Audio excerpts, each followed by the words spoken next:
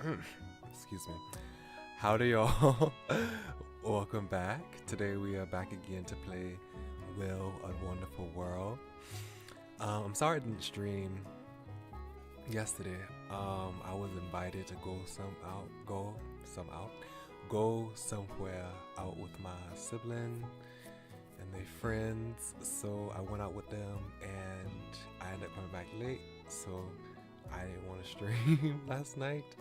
So we couldn't play Casebook of Honor. So probably we'll just play that this Sunday. So yeah, that's the reason why I didn't stream. But we are back to play Will a Wonderful World, and yeah, last time we left off with a lot of messages from Alicia and Chung Hyun-min, I believe that's his name, the police officer who works with Lieutenant Kang. So we got a lot of messages from that. A lot of stuff going on with that. Alicia's going on to the next phase of her life. She's been released as an assassin, so we're gonna see how that goes. And hopefully we can exonerate. We also got a message from Lieutenant Kang himself. Hopefully we can exonerate him, because apparently he was framed for murder. So let me open up the game first of all.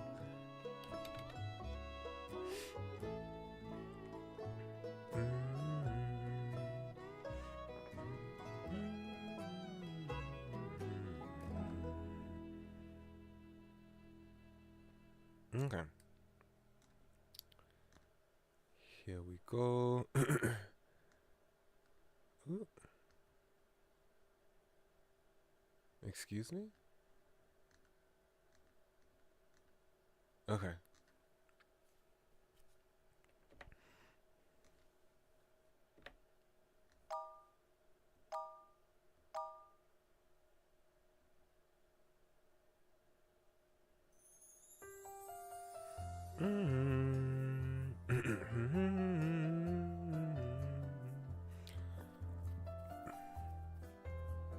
Okay, the audio's working. Okay. Let's continue. No, not from save data.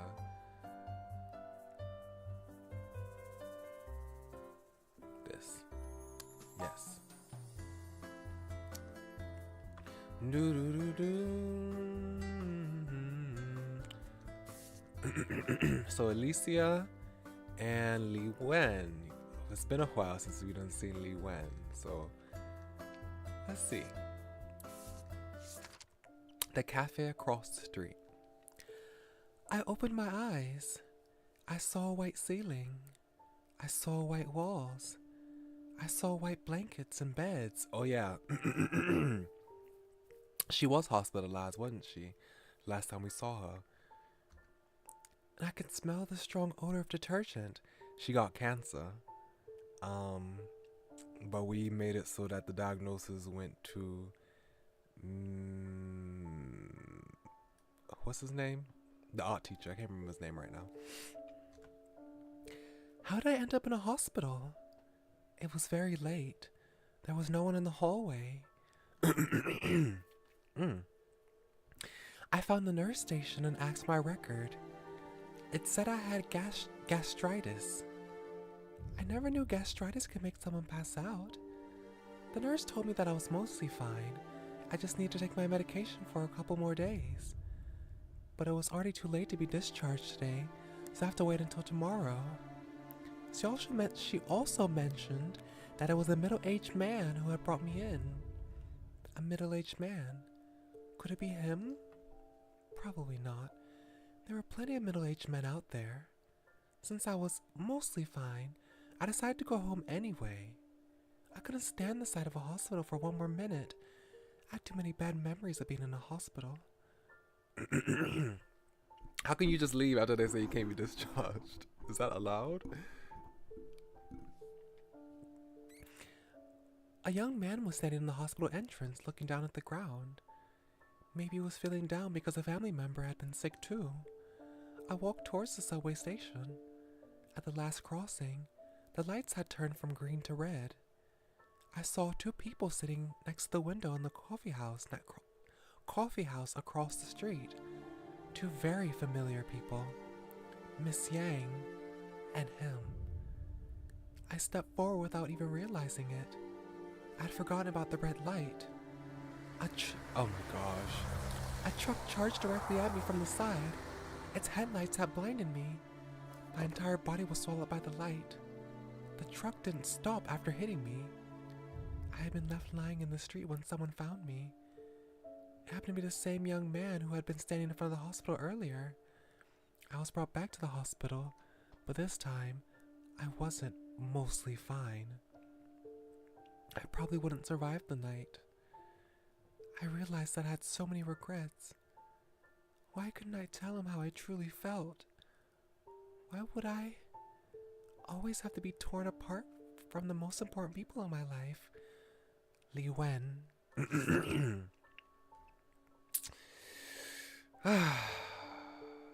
Ciao, ciao.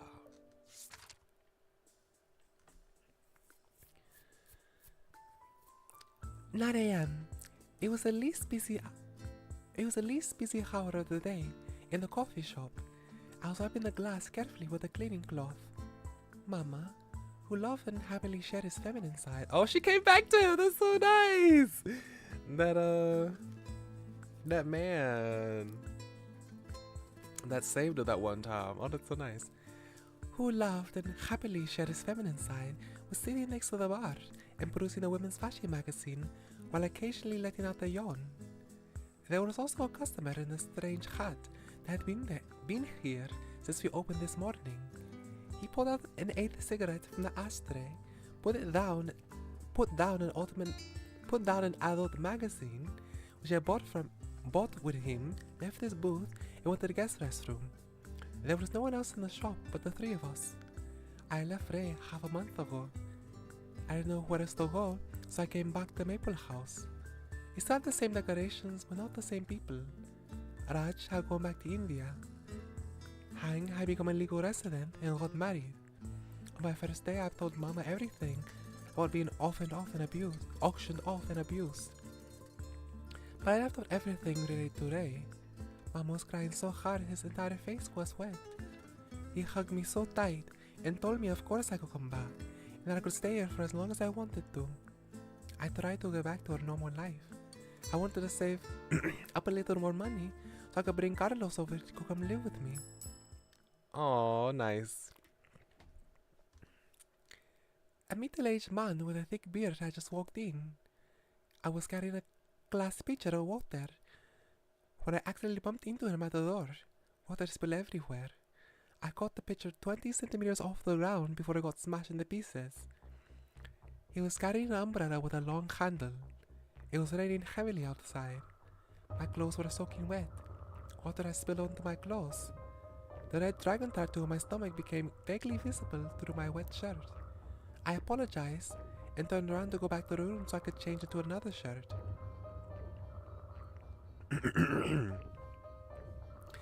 I'm in a hurry. I heard something else hidden inside his 4 short words. It was extremely familiar, a sense of menace.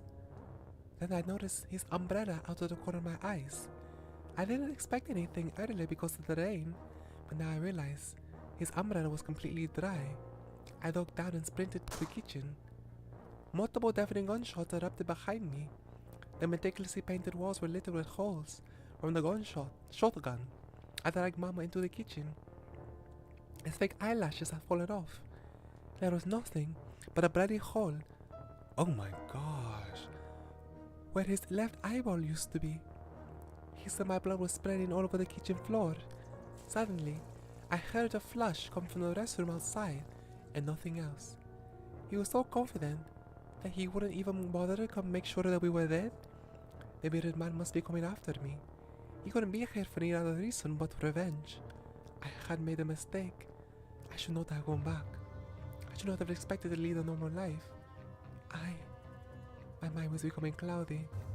Mama, I'm so sorry. It was my fault. Alicia. That's so terrible. Girl, you need to lead a normal life. I want to help you.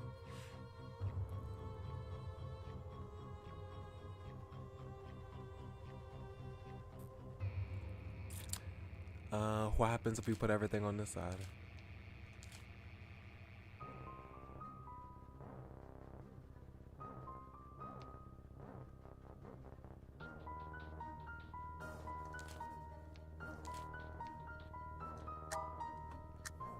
I imagine the young man might want to offer the umbrella. I apologize to the guests who had just come in. Show them to a booth and pour him a cup of coffee. Then I went back to the door and started cleaning the wet floor. I then heard a flush come from the restroom. The guest with the hat had walked out. He walked past the new guest booth and went back to his own. He took out a 9th cigarette out of his pack and put it into his mouth. Also, I just realized I need to open the chat on my phone so I can still see the chat while this game is a full screen.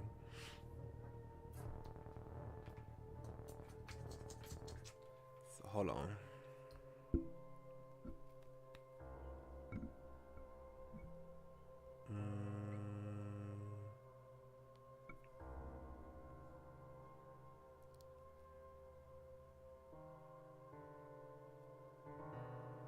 Okay.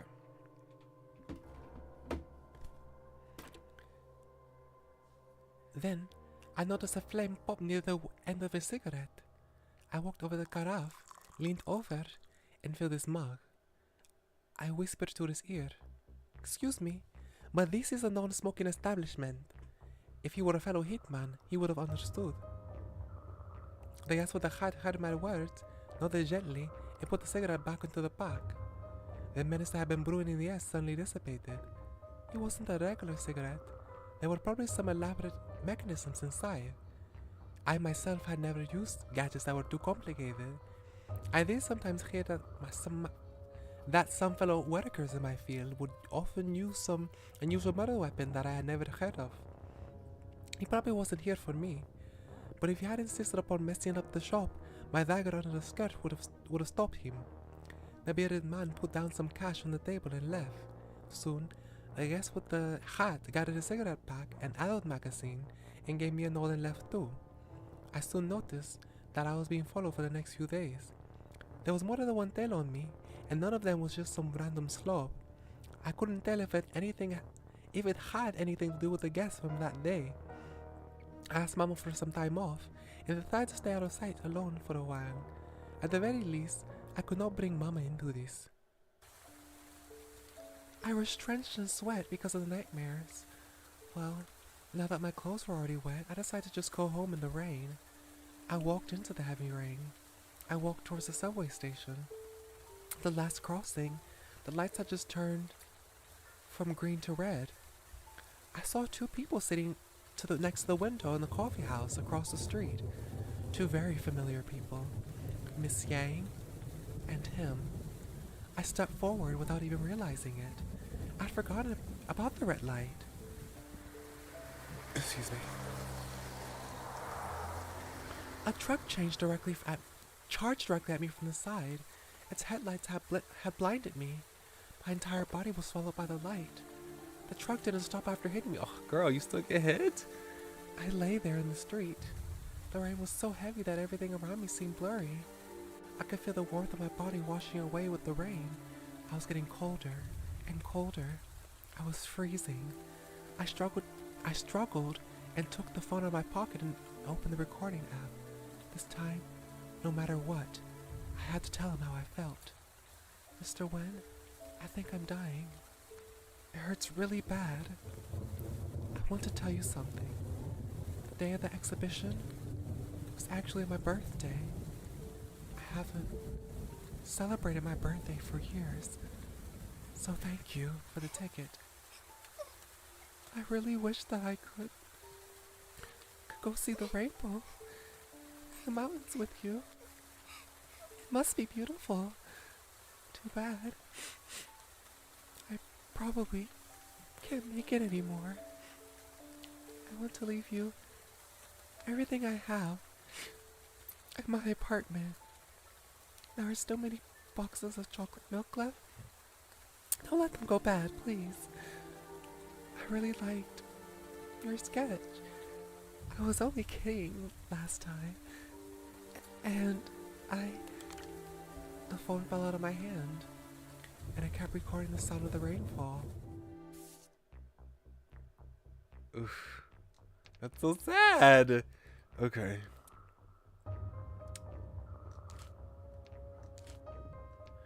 I wanna ask that man off of his umbrella, you know, so she don't go out and just be impulsive and get hit by a truck. Let's see how this goes.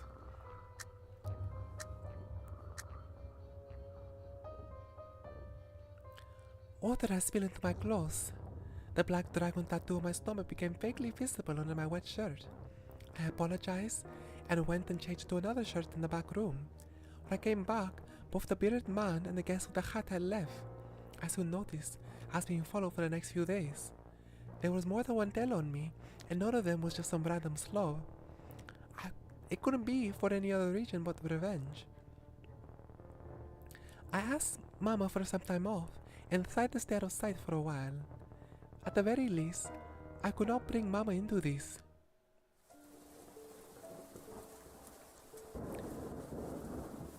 Are you going to the sub? Oh, it's a young man though. Hold on.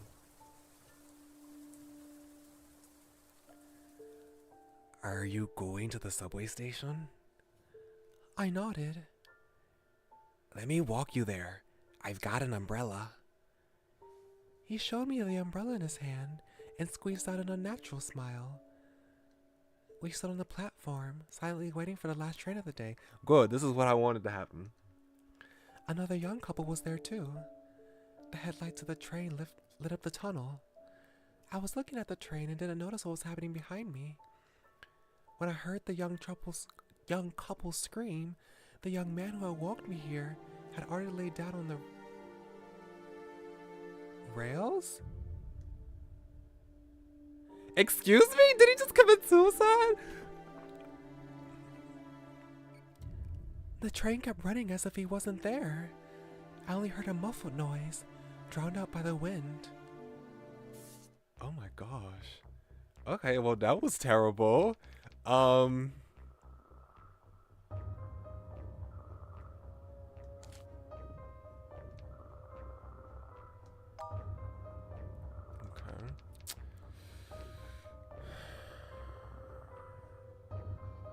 Hold on.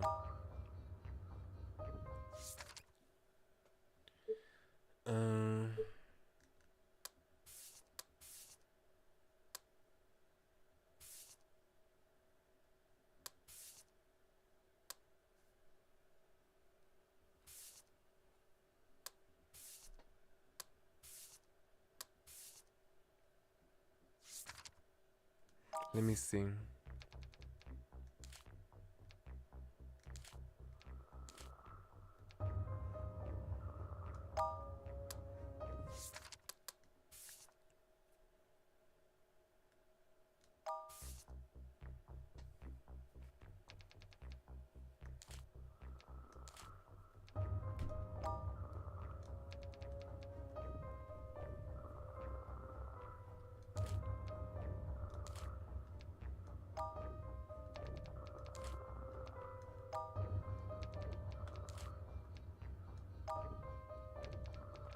Okay, I just want to see if it matters about the order in which I put these things in.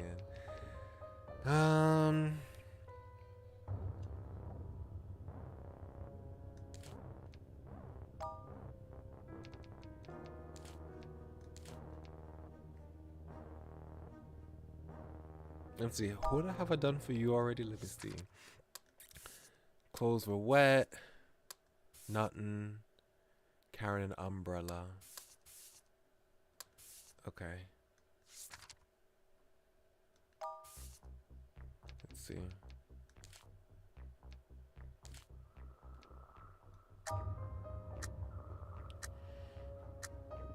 How does this go?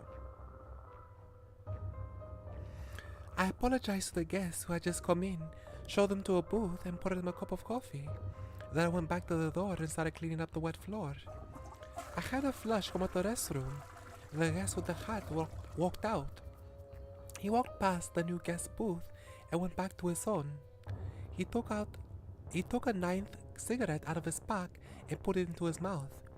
I then noticed a flame pop near the end of the cigarette. I walked over to the carafe, leaned over, and refilled his mug. I whispered into his ear, "Excuse me, but this is a non-smoking establishment." If he were a fellow hitman, he would have understood. The guest with the hat heard my words, nodded gently, and put the cigarette back into the pack. The menace I had been brewing in the air suddenly dissipated. The weird man kept glancing over at us the entire time. He wasn't a regular guest either. The dagger under my skirt was ready to be unsheathed. Our eyes met. Then I saw him raising his hand with the umbrella, which had been hanging from the table earlier. He pointed it at the guest with the hat and me. I never suspected that the umbrella would be his weapon. The guest with the hat reached for a cigarette pack, but it was already too late. Multiple deafening gunshots erupted. Dozens of bullets went through our bodies. Blood and flesh were flying off of us, painting the shop with a bloody maroon. Yeah, that was terrible. Well, have I tried this? No, I haven't.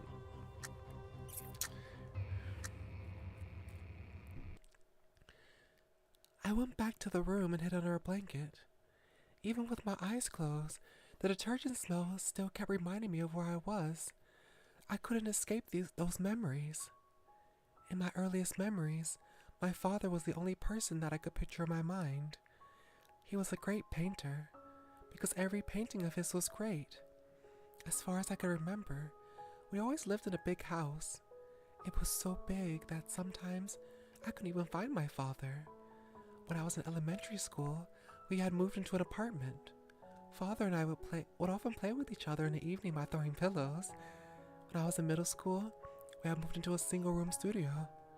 Most of the space was occupied by his paintings. A few pieces of furniture sat in the rest of the room. We'd often sleep on the floor when it was bedtime. The place was so small, and many mornings I would wake up and realize that I crawled into my father's bed in the middle of the night. Life wasn't easy, but I was happy. Father began to take on more and more assignments, most of which were not in his style. He would also set up a booth on the street to paint portraits for the pedestrians. Sometimes I would fall asleep before he even returned home. We lived like this for 2 more years. Then, at some point I couldn't remember, Father started drinking. He spent more and more time inside and less time smiling. He'd often tear up his own paintings, too. On that day, Father woke up early in the morning to watch a tennis game while he drank. Empty beer cans were all over the table. His stomach hadn't been doing great in the first place. The excessive drinking was not helping. I had a huge fight with him. I had never been angry in my life, and I'd never seen Father so mad either. Still, whatever he said to me, had done to me, I should not have said what I said. "I hate you, Father!" Those ended up being the last words I ever said to him. When I came home from school that day, I found the TV on the same channel that it was in the morning. Commercial was on. There were paints all over the floor, and Father was lying in the middle of them, motionless. I was standing in the corner of the emergency room when I watched them cover his face with a piece of white cloth. They said there was no need for further medical assistance. Death felt so unreal to me at the time. I wasn't able to process any of it. I sat on the hospital bench in complete silence for a long time, until a doctor crouched down in front of me and softly said my name. I finally cried. I cried my heart out. "I love you, Father." But he could not hear it anymore. I woke up, and I couldn't tell where I had been in my memories. The boundaries between nightmare and reality had been blurred by my tears. I sat up in the hospital bed, sobbing uncontrollably. If only everything had just been a nightmare. A wrinkled blue jacket that smelled like paint was placed softly over my shoulders. He had come in without me knowing it. He didn't say anything, just quietly put his arms around me. We sat there like this until the sun came out. It seems like to me that the reason why she has a she has a crush on the art teacher so much, her neighbor, is because he kind of reminds her of her father. And, you know, I hate to say it, but it seems like her quote-unquote daddy issues that she has was translated to this romantic crush with her art teacher. And because they're similar in a way, they're both artists. And he's a middle-aged man. He's probably old enough to be her father. Honestly, to be honest. And what else? She probably don't know it. Well, I think she did find out. But he has mental health issues. Like, he tried to commit suicide, I think twice. Or no, one time. I think it was just one time. So I think she sees her father in him. Water had spilled on my clothes. The black dragon tattoo on my stomach became vaguely visible through my wet shirt. I was about to apologize when I noticed the umbrella in his hand. Also, I think that we got the S ending for Li Wen. I think that we got an S. I don't know about Alicia yet. Something was not right. It was a sunny day outside. He was here for me. I jumped behind the bar, pulling out the gun Mama had hidden underneath. Multiple deafening gunshots erupted behind the bar. The meticulously painted walls were littered with holes made by a shotgun. Mama was hunched over his magazine and his fake eyelashes had fallen off. It was nothing but a bloody hole where his left eyeball had used supposed to be. Oh my gosh. I hope that the S ending doesn't result in... I don't want him to be injured even in this S ending though. I stood behind the bar and aimed at the visitor. Sweat, tears and blood and my makeup were all smeared all over my face. Suddenly, I heard a flash come out the restroom. The door opened quietly, and a thin silver thread flew across the air and went through the forehead of the bearded man before my bullet could. The thread morphed into a needle and pinned itself on the daily special menu on the wall. Okay. The guest with a hat walked gracefully out of the restroom with an unlit cigarette in his mouth. He gathered his adult magazine and left, but he left a business card on the table. It had a simple design, but an unusual contact information on it. A few words were printed in bold on the thin white card. Zuko, assassin. For business, text 9999-6666-8888. Okay, that was the S rank ended, but I don't want Mama to be hurt. He lost his eyeball. That was supposed to be a bad ending. Okay. Okay, we also got all the endings in general, so in case we need to go back and do other endings, we don't need to do this one because we got all of them. Okay, wow, we've 1, 2, 3, 4, 5 letters.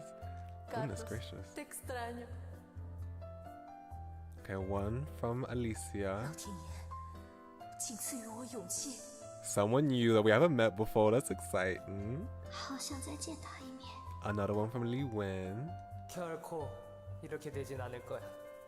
Another one from someone we don't know. And one from Carlos. Oh. Yeah, I'm confused. So we got one that's grayed out and one that's locked. Interesting. What's going on now? I've never seen a black out letter before. Let me explain. A letter will turn black when its precondition ceases to exist. So black letter means that the events inside of the letter never happened. What has happened to Carlos might have had something to do with his sister. Do you mean that something that's happened to his sister might have an impact on Carlos? Yes. But judging from the letters from before, I don't think they were writing to us at the same time. Yeah, I figured that out. I figured out that they weren't writing to us at the same time. Alicia seems to be writing from the past, while Carlos is writing from the future.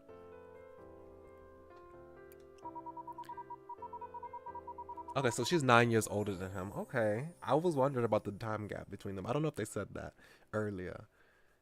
Okay, she's 9 years older. Okay. Alicia is 9 years older than Carlos, but both of their first letters were from when they were 18 years old. You're exactly right. That's why the events of Alicia's letter will have an impact on Carlos. What has happened to Alicia now happened in Carlos's past. Oh, I think I get it now. By the way, we will not be able to process the blacked out letters. As you can see, the other letter connected to it is also in a locked state. A locked letter means that the other letters connected to it are blacked out. Oh, okay. If you see a locked letter in the future, go and check out the status of the letters connected to it. When you see a black letter, you may select it to obtain more clues. The clues are shown as the black dotted lines. The letters connected by the dotted lines are the reasons the previous letters blocked out. Knowing this, we can start by examining these letters first. Understood. Let me take a look at those letters then. Oh, here's one small tip. Remember what happened to Carlos's previous letter? If I remember correctly, it was about what happened in the auction house after he bought Yi there. Right. Do you remember which ending you chose for him? I don't remember, to be honest. Of course. He saved Yi and managed to escape himself. Okay. Then what happened? Then? Oh, he was taken away by the police, wasn't he? Yes. You can go and check again. Because of the impact from some other events, the ending might have changed. You mean that even within the same ending, the details of it could be changed at any time? Oh, interesting. Yes, such changes might happen in the non-ending parts of the stories too. It didn't happen very often, but if you pay attention, you might find it interesting. Okay, that's interesting. So we'll go back and look at this again. And it's connected to this. Interesting. We can't click on this one yet. Well, let's do promise and formula first, and then we'll go check on Carlos, Alicia, and then you one.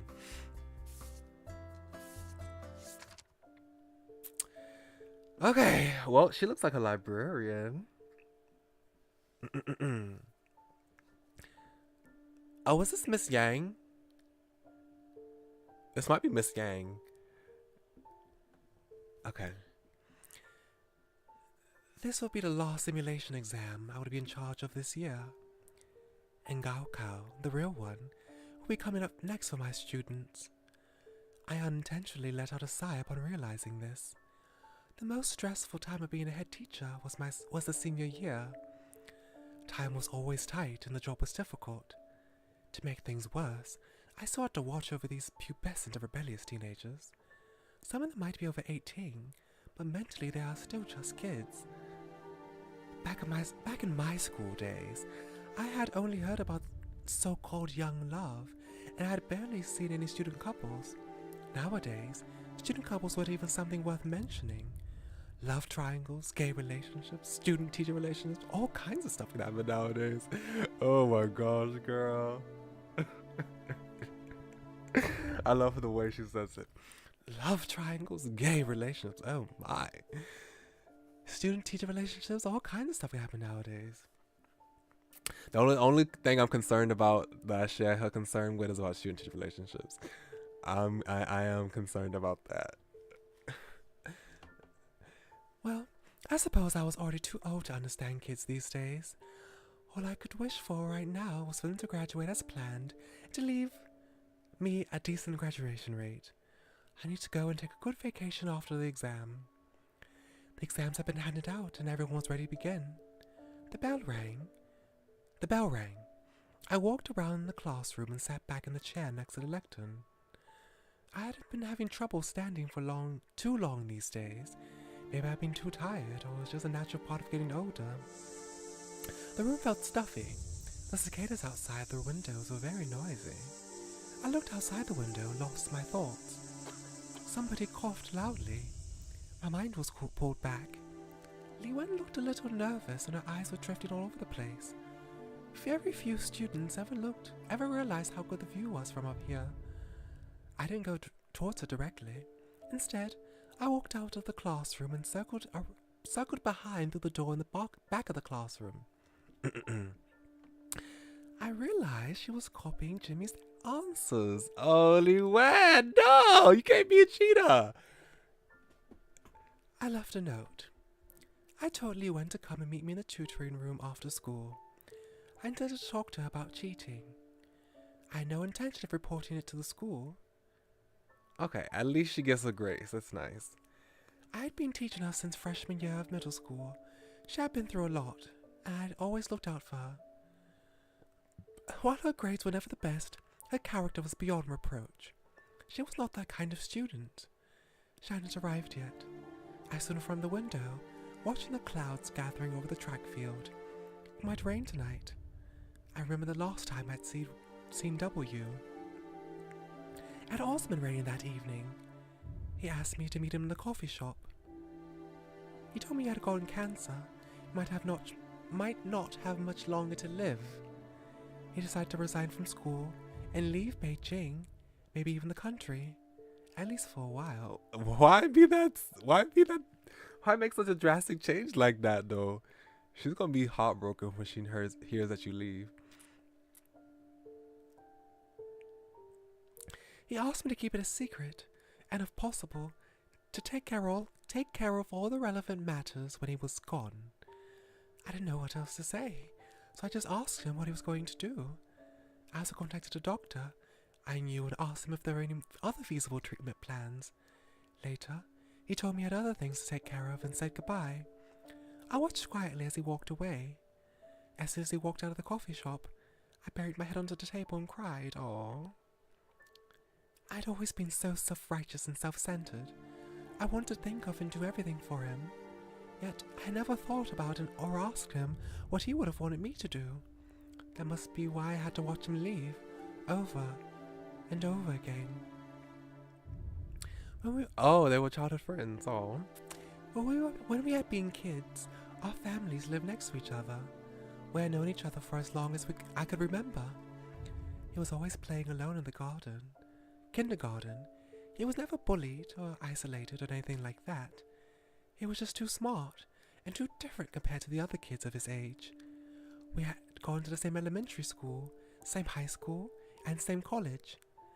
No matter where he was, he always left the best. He was always the best at what he did. I had always been so proud to be his best friend.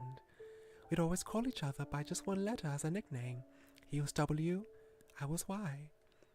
After we graduated from college, he went to study abroad, and I started working.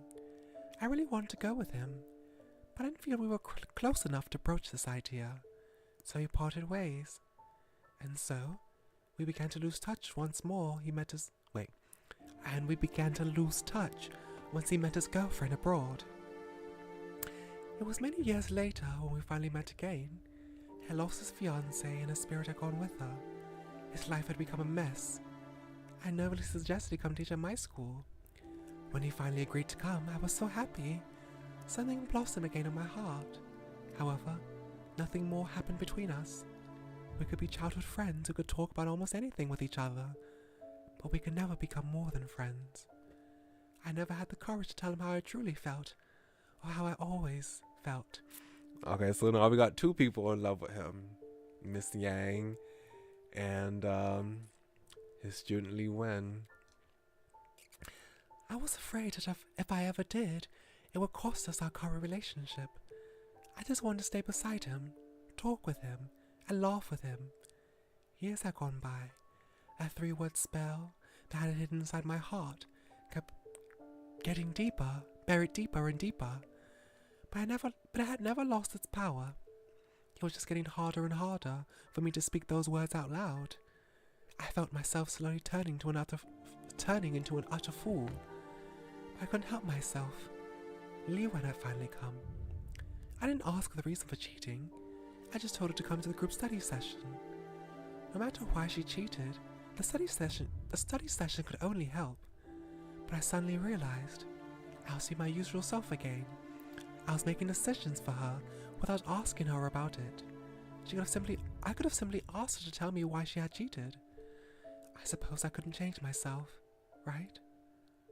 Yang Ying. Okay, interesting. After being hospitalized for gastritis, I learned from Mr. Wen that he had never blamed me for the photo incident. He and I were able to go back to how things were, like nothing happened. Occasionally, some fools in the school would still gossip about us, but I had learned to stop caring and pretending to not hear them at all.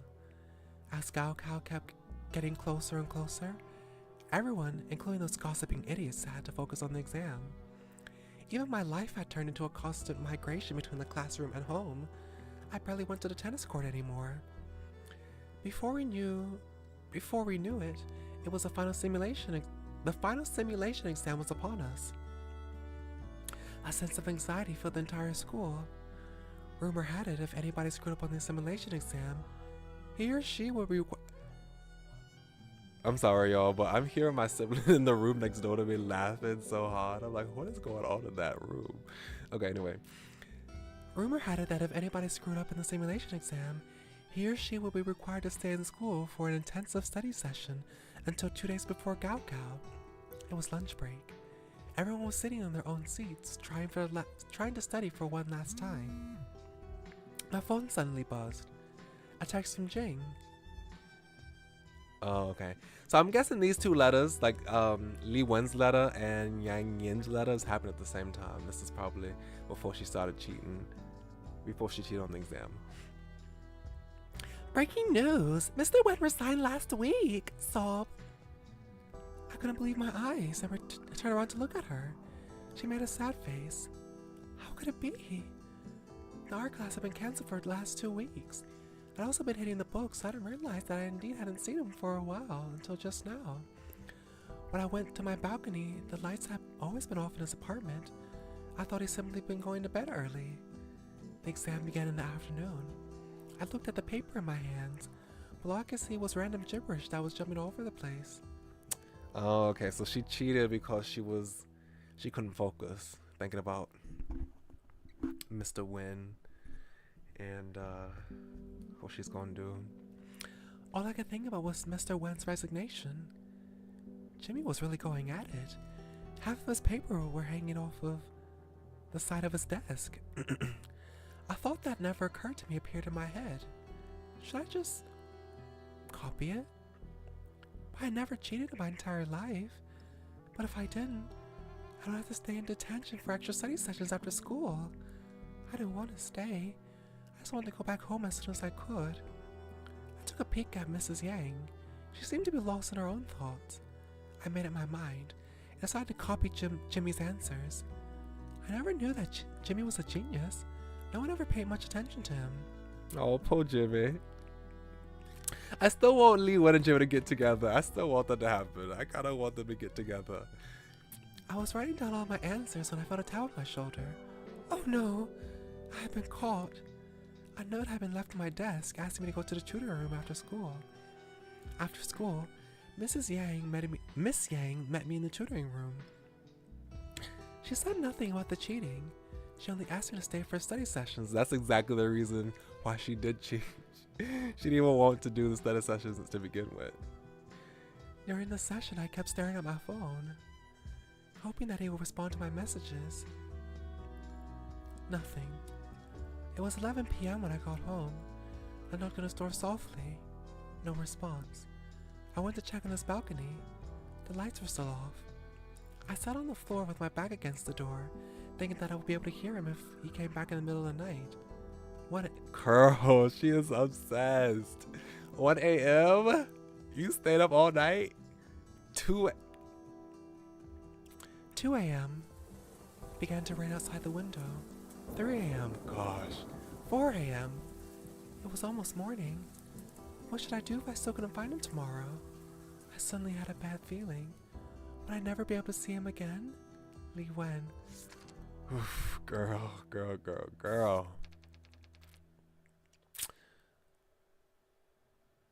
They're all one. I'm confused. Oh, it's mole underneath. Okay. Okay, so we got 1, 1. We got 3. 3. And they can't be in the same spot. They switch. Okay, let's see.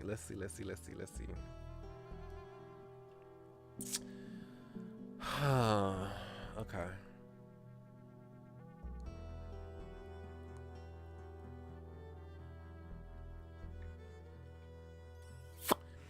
How about we have her daydream outside the window?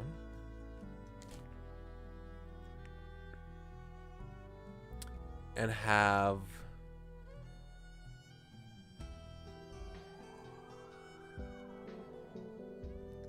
Miss Yang notice how well Jim is doing in school, and then she will leave a note. This don't make no sense. I want to see how this goes though. This is funny. Who would leave a note on the teacher's desk asking her to go to tutoring? Well, actually, no. It can make sense. It doesn't mean that she has to. She needs tutoring. That just means she has to go to the tutoring room. Never mind. But I think that she might leave a note on Jimmy's desk.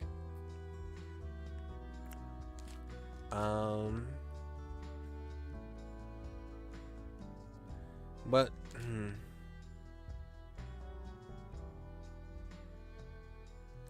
maybe I should switch this. Maybe hold on. Maybe Li Wen leaves a note on Miss Yang's desk to go to the tutoring room, and she gets the note and she goes and meets Miss Yang, and instead of going for tutoring lessons all evening, she's there so she can talk about Mr. Wen, and that might take she might get some answers, try to get some closure. She might find out about what Mr. Wen's plans are from Miss Yang. That might be, maybe that's how it would be. Let's see. Let's see. Why would he resign? Did he not like this job? Or was it because of my mind was drifting farther and farther away? The ending bell for the exam pulled me back to reality. I couldn't even look at myself when I turned in the paper. I'd only solved 2 problems. I left a note. After school, Miss Yang came to the tutoring room as expected. Anything I can help you with? Well, Miss Yang... Yeah, I thought she would ask this. Okay. Do you know why Mr. Wen resigned? Miss Yang gave me a look. Oops. Okay, maybe this was bad. I thought you were about to ask me about your grades this time. Take a look at your own paper. I picked it up. It was a disaster. I honestly don't know what's going through your kids' minds these days. Miss Yang gave me quite a tongue lashing. Okay, that's not what she needs. That sucked. I looked at Li Wen, who was sitting by the window. She seemed to be staring at the test blankly. Was it really so hard? A note had been left on my desk asking me to go to the tutoring room after school. After school, I came to the tutoring room as Li Wen had asked. I knew many senior students were going through a lot of pressure, but there were probably less than 10 students who would be willing to talk to the teachers about it. Nevertheless, I was thrilled that Li Wen had come looking for me. Why'd you give her a tongue lashing, ma'am? However, she was not here to discuss the pressure of the exam or going to college. Instead, she asked me about W's abrupt resignation. Okay, well, she is emotional about it kind of as well, so she might have just taken her emotions out on Li Wen, but still. I was a little unprepared, but I remembered my promise to him. I cleared my thoughts, took out a test from today and showed it to her. I had to let her know that Cao was right upon us. It was the only thing that mattered right now. She should not be thinking about anything else. Definitely not that. Her face turned red, and white, and red again. I could still feel the awkwardness in the air after she left the room. I knew it might be breaking her heart, but I had to do it. Dobby would have done the same. Oh, that's sad. Okay, let's retry. How about we switch these and see how that goes?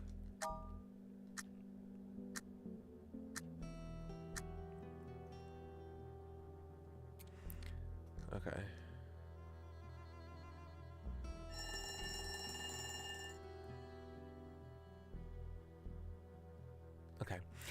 A note had been left on my desk, asking me to go to the tutoring room after school. After school, Miss Yang was waiting for me in the tutoring room. She told me I did extremely poorly this time. I had to go stay for study sessions today. During the sessions, I kept staring at my phone, hoping that it would respond to my messages. Nothing. It was 11 p.m. when I got home. I knocked on his door softly. No response. Is this the same ending as last time? Yeah. Waiting outside all night.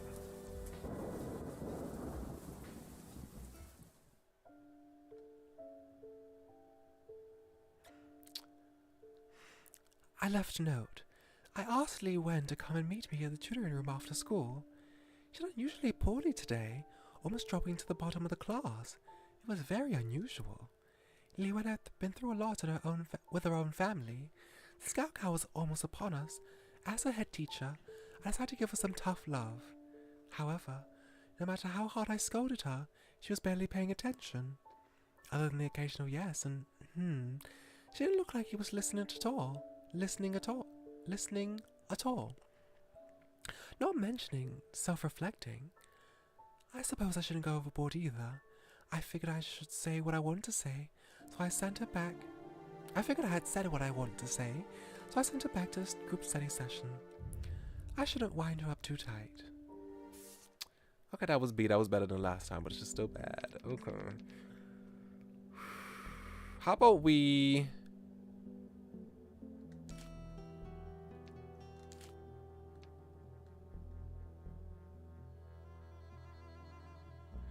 How about we have a focus now this time?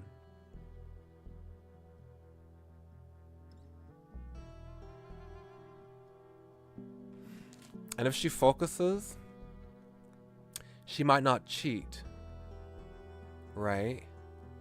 And if she doesn't cheat, then that means if she leaves a note to talk to Mrs. Yang about Mr. Wen's resignation, she won't be able to use the excuse of grades as a reason to deflect from the question. Let's see how that goes. Let's see how that goes. I took a peek at Miss Yang. She was looking out of the window and seemed to be lost in her own thoughts. What was she thinking about? Could it also be Mr. Wen's resignation? Why the hell was I thinking about that? I was such an idiot. I studied the paper as hard as I could, but I still couldn't focus. How pathetic. What should I do? If only there was something to help me focus on the exam. Come on now, I did that so you wouldn't have to go. Okay, well, this was still bad. The time for the exam soon ran out. I could already see myself sitting in the mandatory study session after school. I left a note. After school, Miss Yang came to the study room as expected. Anything I can help you with? Hello, Miss Yang. Do you know why Mr. Wen resigned? Miss Yang gave me a look. I thought you were about to ask me about your grades this time. Take a look at your own paper. I picked it up. It was a disaster. I honestly don't know what's going through your kids' minds these days. Miss Yang gave me quite the tongue lashing. That sucked. Excuse me.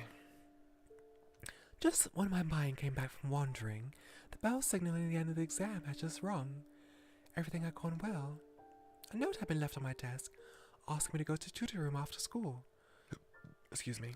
After school, I came to the tutor room as Li Wen had asked. Okay, this is probably just the end. It's probably the same ending as we got last time.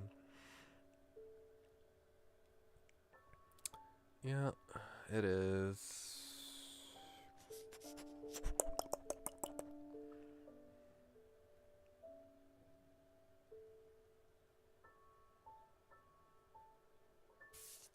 How could I make her focus? I don't know. Okay, how do I make her focus?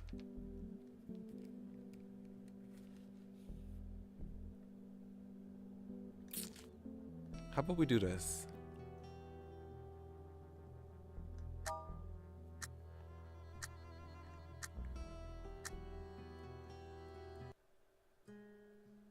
Oh, okay. I think that we got a good ending because the music is changed now. I looked at Li Wen, who was sitting by the window. And she was looking back at me too. She should be focusing on her test. I shook my head and signaled to her to get back to the test. She lowered her head. Half an hour later, the exam was over. A note had been left on my desk, asking me to go to the tutoring room after school. After school, I came to the tutoring room as Li Wen had asked. I knew many students were going through a lot of pressure, but there were probably less than 10 students who were willing to talk to the teachers about it. Nevertheless, I was thrilled that Li Wen had come looking for me. However, she was not here to discuss the pressure of the exam or going to college. Instead, she asked me about W's abrupt resignation.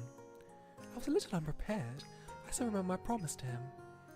I made up something on the spot, telling her that he had gone to traveling abroad. Okay, this was my hope, that she wouldn't be able to use the exam as an excuse to get out of it. She still made an excuse, but at least it was better than having to go to study sessions. Her eyes lit up when she heard my lie. She asked me a few other questions about schoolwork before she eventually left. She was very polite and nice the whole time, but the moment she closed the door, I saw her turn around and run away so fast that her hair was flying behind her, and I saw her from a window, running out of the school like an innocent and joyful little deer. For a moment, I thought I'd just seen my younger self. I took a peek at Miss Yang, and she was staring right back at me. I was so startled that I almost jumped. I suddenly could understand the questions on the exam again. Thank goodness. Whatever. I need to finish the exam before worrying about anything else. If I screwed this up, I wouldn't be able to go anywhere after school. I left a note.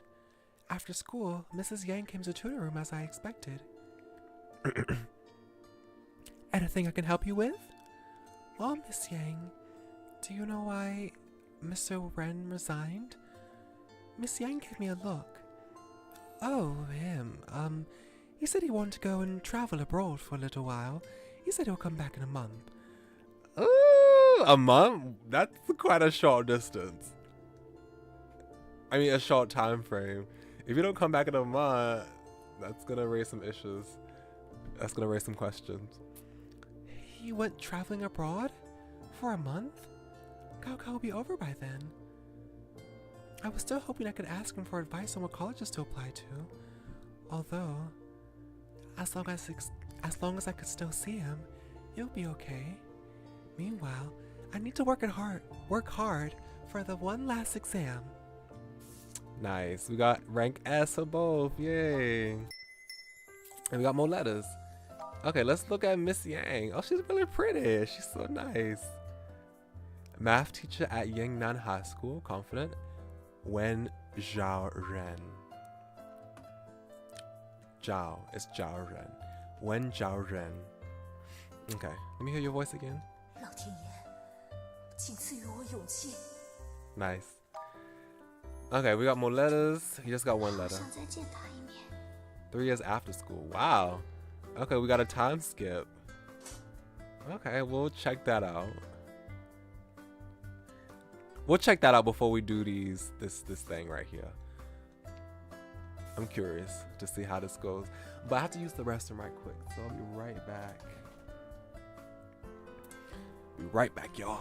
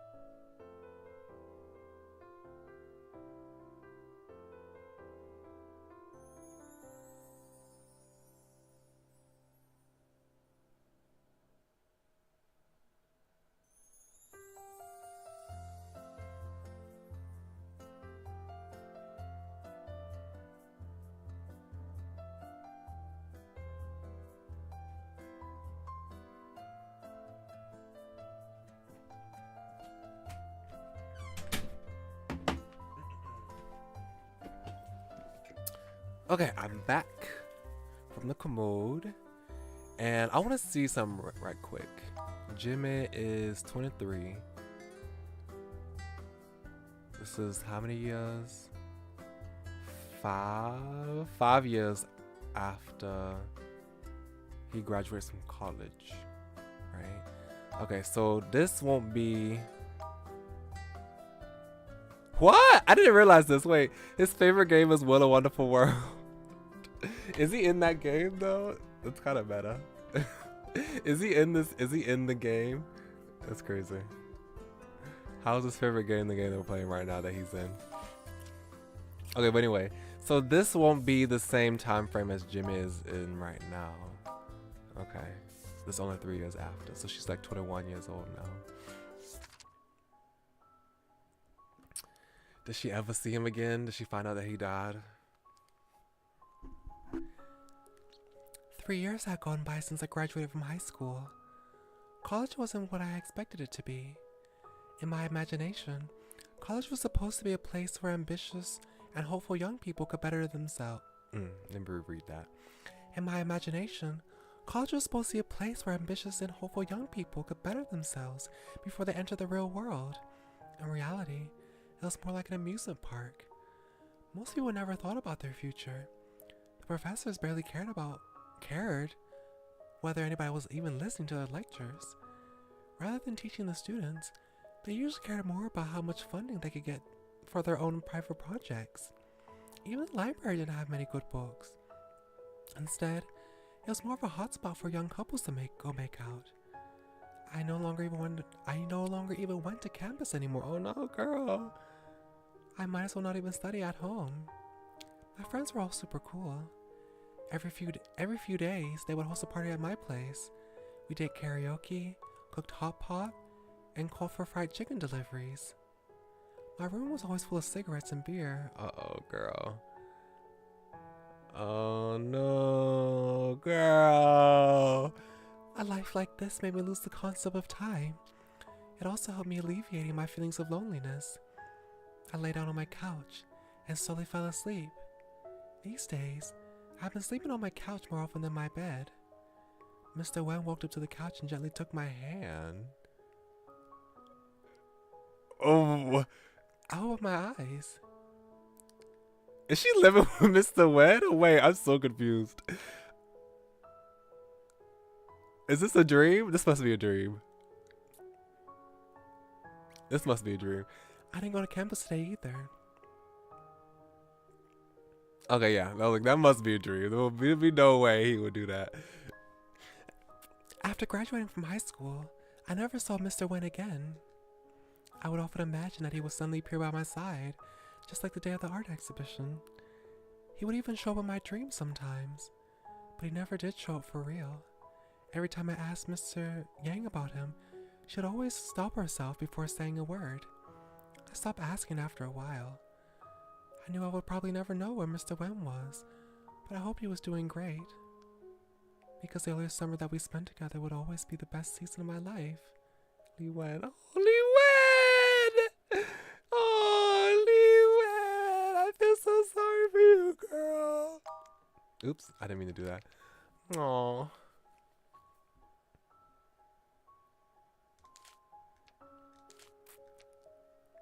I guess we're supposed to make it so that Lee Wen is actually there. Because if she opens her eyes, that means that if he's there after that, that means he should be there in person. Oh my gosh. Okay, we're gonna make your fantasy come true. I rubbed my eyes. Oh, okay. Okay. It's Miss Yang though. Okay. It was Miss Yang, not him. I must not have been totally awake. I climbed off the couch, went into the kitchen, and helped Miss Yang with dinner. I was a repeating senior student this year.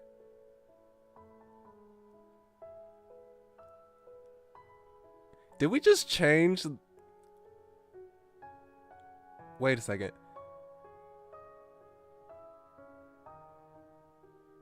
Did we just change the fact that she was in college? I thought she was in college right now. And now all of a sudden she's a repeating senior student? Wait a second. I'm confused. Because we didn't.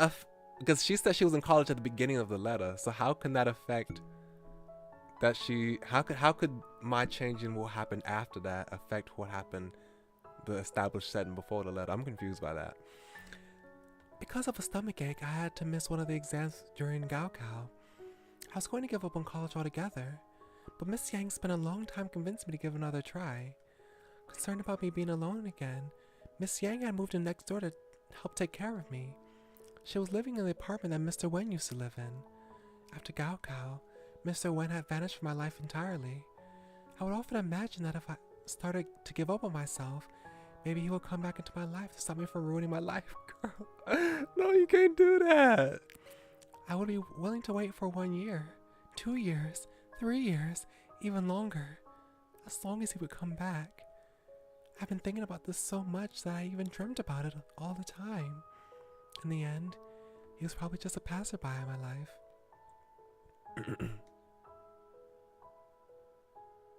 Okay, so this is Miss Yang.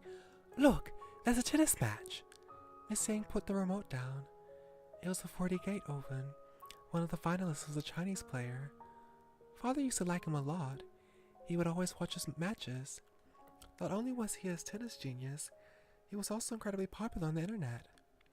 He was young and handsome, came from a rich family, and had a professional team handling his business off-court. Besides the astronomical prize money from his matches, his sponsorships were even more lucrative. Every time he went onto the talk show with his beautiful female assistant, he would receive more than tens of thousands in payment. Lots of people were always posting about him online. They adored him like he was a pop idol. Miss Yang kept staring at the TV while pouring some soy sauce on her noodles. Since you like tennis so much, have you ever thought about going to a career that has something to do with it? But Chopsa stopped for a moment. Maybe. I'm surprised that she never thought about it though. She's been very good at tennis. I thought she might have considered doing tennis as a career. And that was only C rank? Oh, that wasn't the best option? Okay.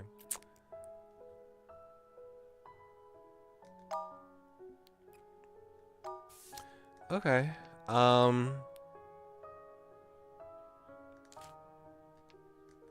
about this? Let's see if this is better.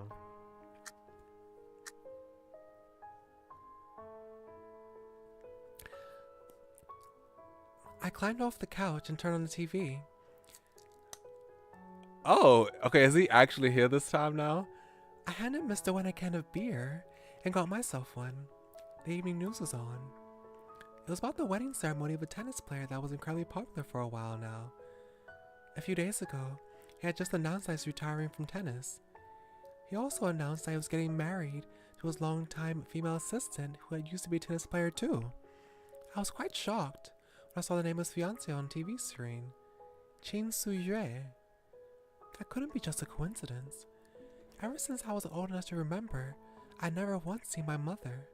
Father only mentioned her once, but I never, ever forgotten her name. Is that is that her mother? That's crazy. I'd always thought that the tennis was just a hobby from when Father was younger. He watched the games all the time, and he also had a yellow racket in storage. Under his influence, I started practicing tennis too, and the yellow racket was the first one I ever used. Now that I thought about it, the only matches Father had ever watched all had the same person in them. He wasn't even watching the game. He was only watching Mother. And that racket must have belonged to her too. Why'd they separate? What was that about? Has she ever even met her mother before? I chugged the beer and looked at Mr. Wen, who was supposed to be sitting at the table, except there was no one but me at the table. Okay, so he is still an illusion. The beer can I had handed over was just sitting there. The hot pot in front of me was filled with overcooked vegetables and meatballs. The trash can was stuffed with my yellow tennis racket and several bags of fried chicken that I had not even taken a bite out of. I hunched over the table and burst out crying. Aww. Bitter memories. Remember the death of Li Wen's father. Okay, so we got a new achievement on Steam. Let me see. Which ones have we done yet? Okay.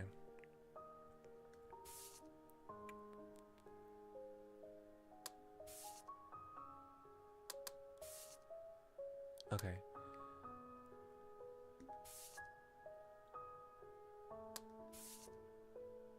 Okay, so we haven't done this.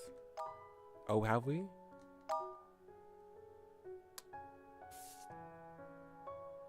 Okay, maybe it just doesn't matter.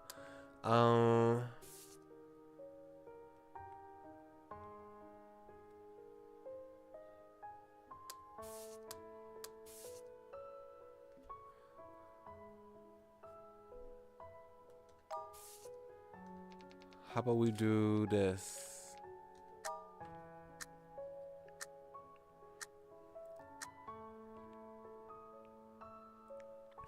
I had another dream.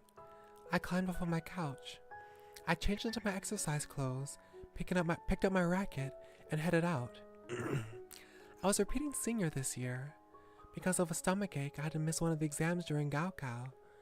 I was going to give up on going to college altogether, but Miss Yang spent a long time convincing me to give another try. After Gaokao, Mr. Wen had vanished from my life entirely. I would often imagine that if I started to give up on myself, maybe he would come back into my life to stop me from ruining my life. I would be willing to wait another year, 2 years, 3 years, even longer, as long as he would come back. I have been thinking about this so much that I even dreamt about it all the time. In the end, he's probably just a passerby in my life. Okay, CG. Aw, Li Wen. I'm so sorry, girl. The light over the tennis court was maintained by some of the residents themselves. The dim light bulb kept making a buzzing noise. 1, 2, 3. I just hit all the 30 balls that I had, and so I picked up my now empty basket. I think this is also kind of like the first letter that we've gotten from her. I think she was also practicing at nighttime. Sorry. I walked to the other side of the court, picked up the balls before hitting them all again. No one else was on the tennis court. All I could hear, separated in life, ending unlocked, Mr. Wen disappeared. Is that the only ending we can have? Is there an ending where Mr. Wen could still be in her life? I kind of feel bad for her. Because she is not doing well. I just hit all 30 balls. Okay, no, I read that. No one else was on the tennis court. All I could hear was the sound of the balls hitting my racket and then bouncing off the ground. Rank C? Oh my gosh. Okay, there's no S rank ending for her on this run.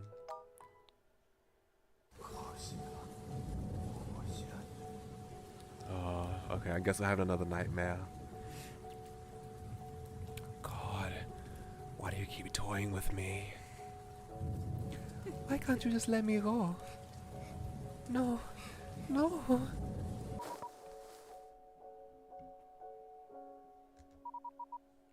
Nightmare. Another nightmare. What is going on with me?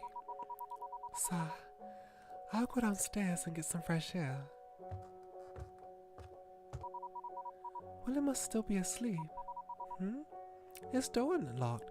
Can we finally go into this room and see who he's hiding from us? Because I don't trust Willie all that much. I'm kind of skeptical of him. I don't know, I feel like he's hiding things from me. Come to think of it, I've never even seen this room. Well, I'm going in. He's not here. His room looks quite different from mine. He seems to enjoy rock music. Yeah, rock music. He's got several guitar posters. He's got an actual electric guitar in front of the couch. Yeah, his room was filled with guitar posters. He's got a lot of books too, unless those are just Well, those aren't records. It's too thick to be records. He's got some records hanging about. He likes rock. I didn't expect that. It's pretty cool. This red thing, it's called a guitar, I think. Does he know how to play the guitar? I sat down in front of the desk. A picture inside a metal frame caught my attention. This photo. There are two people and a dog in it. The person on the right looks a lot like myself. This is very suspicious. I knew that there was something. I knew he was lying to us. He was lying to us. We existed in the human world. This is clearly us. This is him as a normal dog. And this is someone else in our life who we don't know next to us. I knew we used to be human. I knew he was lying to us that we have no other connection to the human world. Like, this is a lie. This is such a lie. Like, why would he have rock music posters and stuff hanging about in his room? That don't make no sense if we just completely separated from the human world. You know? How come we know Chinese and wearing Chinese clothes? Like, it don't make sense. We had to be human. And the dog looks just like Willie. Although it is a little smaller. I can't see the face of the person on the left clearly for some reason. Nevertheless, I wonder who he is. Looks like it's a boy. It might be our brother, to be honest. We have the same hair color. We could be related. I feel like I've seen him before. Hold on, y'all. Hold on.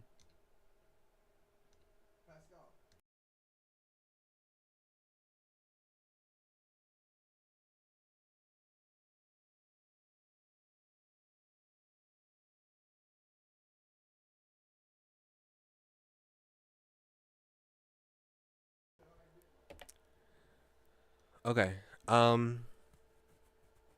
Sorry, my parents was trying to call me. As I was scanning my memories for the face of this boy, I felt like an electric shock having suddenly pierced my brain. Hold on.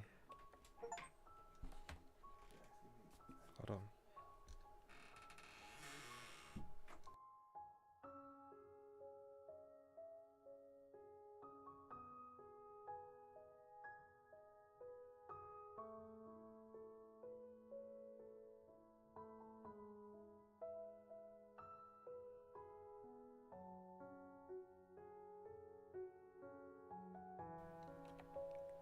Okay. Also, I missed that last sentence because I was trying to mute myself again because my parents kept talking to me. Hold on. What did it say? Then everything turned white in front of my eyes. Okay. That's all I missed.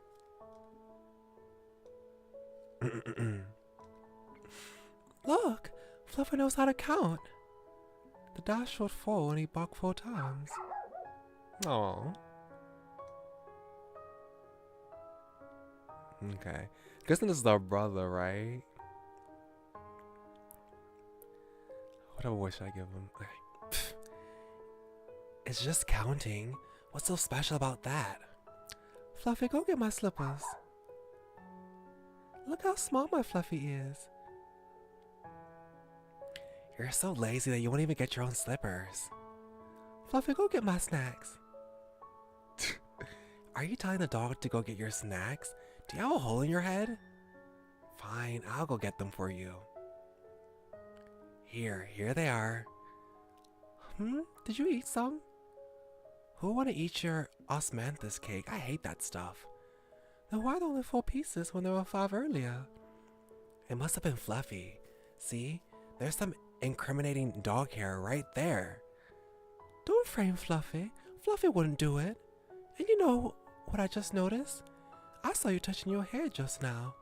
You always do that when you're lying. I'm on to you. What? Do you trust Fluffy more than me?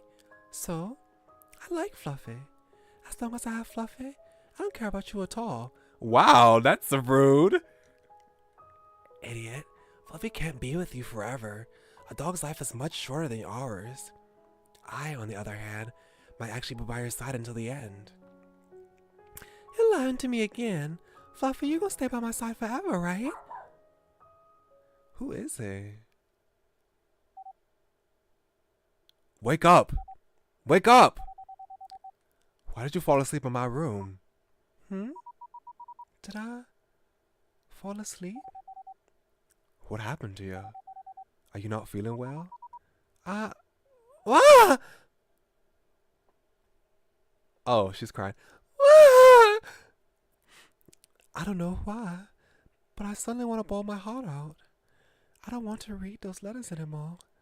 When I realized the humans have all been doomed to the horrible fates because of me, I just couldn't. Fine, I understand. Even though I couldn't say anything, well, it seems to know exactly what's bothering me. It's okay, don't cry. You have done a great job. I mean it. I'm the one who has been acting horribly. But don't worry. You won't remember any of this soon. Oh my gosh, is he brave? Did I get a bad ending? Bye. My head hurts. Where am I? What happened? You finally woke up. I've been waiting for so long. I was beginning to worry that you might never wake up. It's a talking dog. Are you... Can I choose this? I'm scared of what happens if I choose this. I'm scared.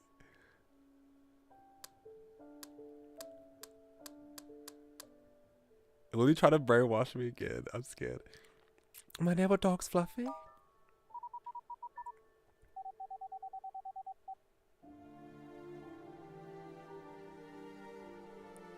Okay, no. Apparently I'm supposed to remember that. Good. Looks like she's forgotten everything. How did you come up with a lousy name like Fluffy? Besides, we don't even have a neighbor. But I still think he looks like a Fluffy. Wait, what do you mean by no neighbor? Have you lost your memories? Lost? My memories? Wait, did I fall down the stairs and then hit my head? For some reason, I seem to remember losing my memories before. Does that even make sense? Well, maybe you are a little confused after hitting your head. Why do you need to brainwash me? I'm so irritated, Fluffy. Can you stop trying? Oh, Willie, right? Oh, his name was Willie, not Fluffy anyway. I forgot. People sometimes think they remember some weird stuff after memory loss. Let me tell me my name first. My name is Will. Sometimes I go by Willie. Willie? Yes, Willie. Willie Wonka? Never mind. You don't need to know my name anyway. You may just refer to me as your master. Master? Why is a dog my master? I'm not a dog. We are gods. How did you know what I was thinking just now? Oh, wait. Did you just say that we are gods? As gods, it's our job. As gods, it's our job to change the fates of humans who ask us for help. Humans encounter all kinds of nonsense in their lives. Sometimes they pray to us, desperately hoping for some kind of miracle, as they call it. I could help them, or I could just toy with them for fun. Whatever I do is up to me. Oh, wait. Stop babbling so fast. I don't understand what you're saying at all. I'm not babbling, you're just too slow. Never mind, you don't need to know about this too much. You don't need to know too much about this either. All you need to be concerned about is about preparing snacks for me every day. Oh, wow. Hold on. He realizes that we can't do them letters no more, right? So he decides that, okay, we'll switch places. I'll take the place of answering the letters, and you just give me snacks. Well, you don't have to worry your pretty little head about what's going on with the letters. I'm so irritated.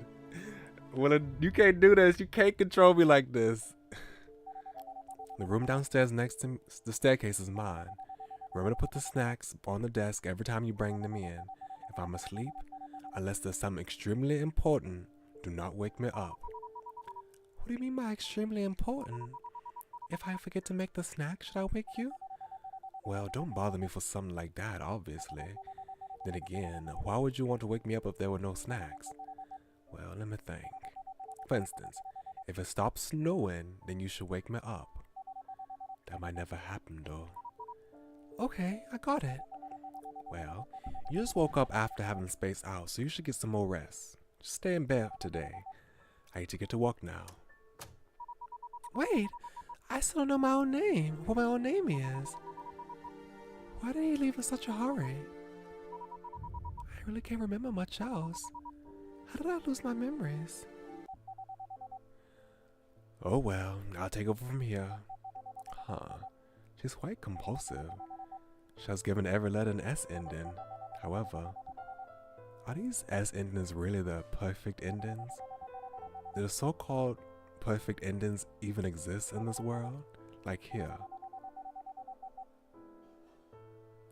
I haven't seen this before. The little circles with the extensions coming out to other circles.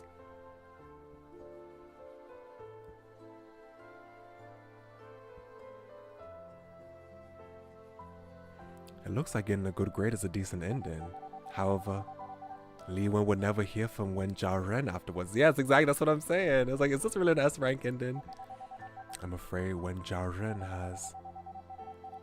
Could there be other possibilities between her and Miss Yang? Humans are so annoying. Maybe I should try some other possibilities. In the future, I will enter the ending selection mode by selecting the brown button on the right that has many branches. Then I may switch between my previous decisions at will. Maybe I can discover some new possibilities this way, especially when the letters from the same person are somehow not in a straight line. I should pay attention in these cases. However, not all of these new possibilities can be discovered so easily. Some of them might be hidden really well. Some imagination might be necessary to uncover these hidden secrets. Huh.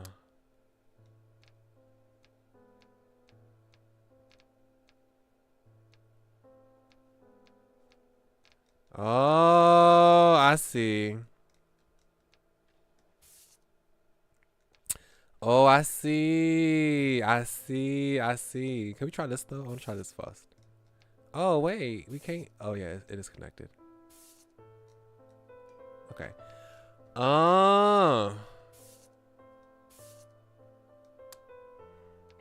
So I can choose one of the bad ones to see how it affects this. Okay.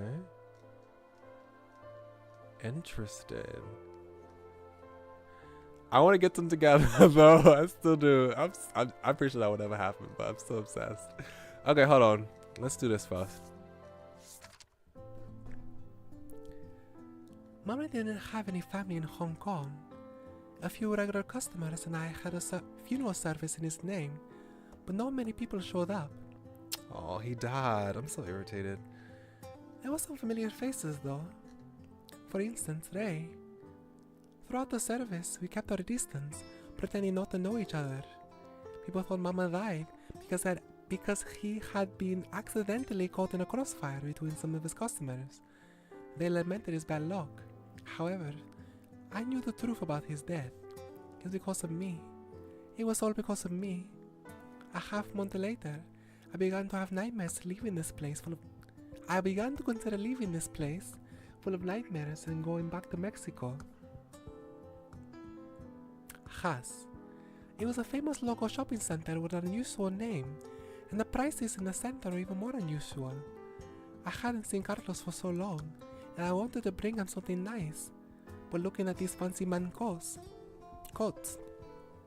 I couldn't help but be at a loss. It had been so many years. I didn't even know what size he would be wearing. I was sizing a brown coat against myself while looking in a mirror, when I felt a sense of danger coming from more than one direction. The elevator at the southwestern corner, a discount department at the northwestern corner, The food cart that sold juicy beef balls at the southwestern corner. If I were an assassin at B+ level, they were probably around C-. Still, I was outnumbered. Besides, I didn't have my dagger or gun on me, so I didn't expect I would need them. I pretended not to have noticed them and slowly walked towards the security stairwell on the northeastern corner. I tried to keep close to other shoppers. However, the security stairwell turned out to be not so secure either. The only route left was to go towards the 4th floor. They were doing some renovations on the 4th floor. Construction materials were everywhere, but there were no workers around. But then, I spotted a sniper with a rifle on the roof of the building across the street. I had to start my plan of escaping by the window ledge. I could hear footsteps of different sizes coming from inside the stairwell, even though they were clearly trying to keep it light. I had no choice but to hide in the storage room full of cleaning supplies. I sat down on an upside-down bucket, feeling defeated. I would always dream about the end of my life every time I was on a mission for A. I had the same kind of dream over a dozen times. Therefore, my current situation wasn't completely unexpected to me. Still, I felt a little choked up. I put my hand in my pocket, trying to find a napkin. Instead, I found a wrinkled business card. The business card that was very suspicious by all standards. 9999-6666-8888. I half-heartedly texted a message to the number, asking Assassin Zuko for help. To my surprise, I soon received a reply, albeit an automated one. Interesting. This number only accepts messages in Morse code. Your message was not valid. Please edit and try again. Okay. Let me see. Hold on a second.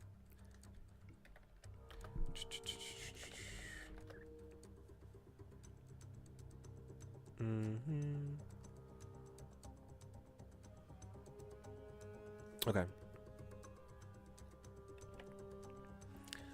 Morse code is a method of transmitting text information as a series of on and off codes. Different combinations represent various letters, numbers, and symbols. It was named after its inventor, Samuel F.B. Morse. The most well-known Morse code is SOS, which became the worldwide standard distress signal in 1908. These letters were not an abbreviation, nor did they have any real meaning. It was chosen simply because it was the easiest code to be sent and recognized. I did hear about that recently. I heard recently that SOS does not mean save your souls. It was just easy. It was just an easy message to type in Morse code. Okay, so 3 dots. It's symmetrical, so yeah, I could tell why it would be easy to remember. I don't know how to do Morse code. Maybe I should learn it as a skill.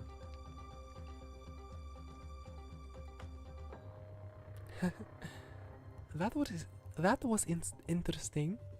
My training did include Morse code, but I hadn't used it for a long time. Let me think.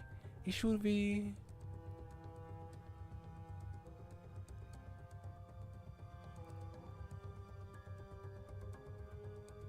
SOS. Sent. I got another response. AVS. Short for address. They wanted to know where I was, but before I could respond, the people outside had shot the storage room door full of holes. Strangely, I didn't die. Every day, people came in and out of the dungeon where they were holding me.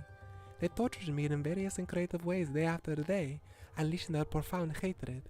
They pulled off my fingernails, cut off my fingers and toes, and dipped my hands and feet in the salt water. Ugh, that's disgusting. I feel so bad for Alicia. She's been through so much. She constantly has to get put back in these situations. It's so irritating. They burned me with a red hot iron poker and poured boiling oil on me. They gouged out my eyes so I could only tell them apart by their voices. But they all kept asking me the same question. Who do you work for? I would never tell them. I would take it to my grave. No, to my hell.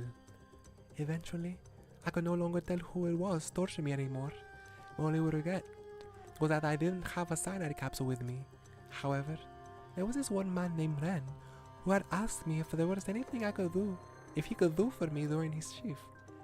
He said he would try his best to do whatever I asked, except for letting me go or killing me. I thought for a while and smiled. I have a younger brother named Carlos. If you meet him someday, please be nice to him. Well, I didn't deserve to ask for forgiveness from Heavenly Father. I was doomed to go to hell. My only wish left was that my brother would be well and happy. Morse code. That was an interesting human invention. A is dot line, B is dot line. Wait. A is dot line, B is line dot dot, C is. Who am I talking to? Alicia, you're talking to the player behind the screen. Okay. Oh no, hold on. I have to rearrange these to make letters. Hold on. I need to reread this. Replay.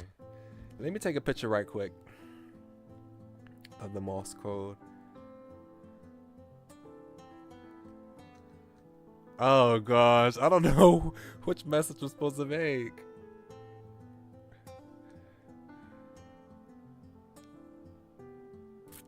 You know, I could just pull up on my phone and I could just pull up my phone instead of taking a picture. Let me do that. Morse code. Alphabet. Let me see. Morse code. Common phrases.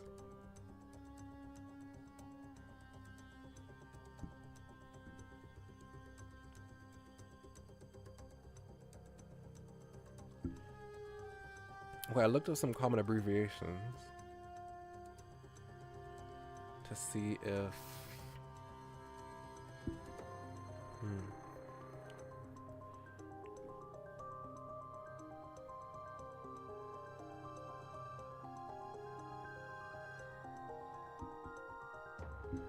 I can do something else.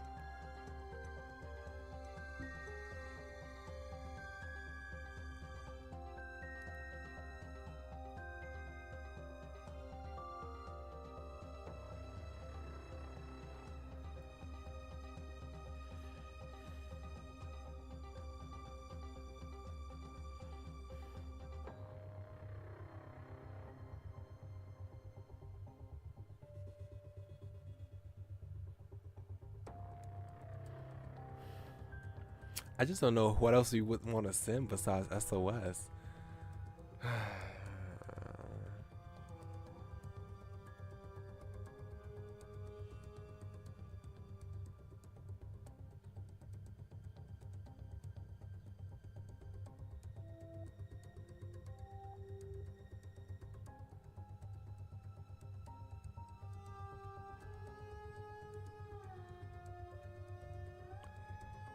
Huh.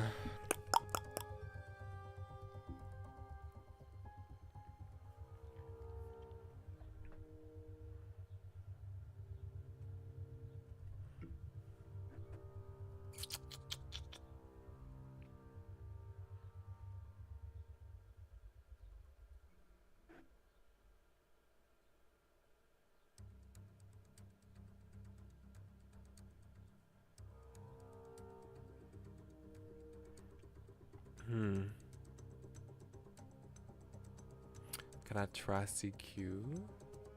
No, I don't have enough for that. Let's see what I have enough for.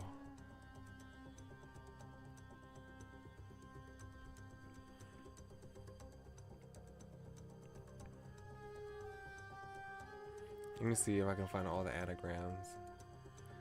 Morse code, anagram for SOS.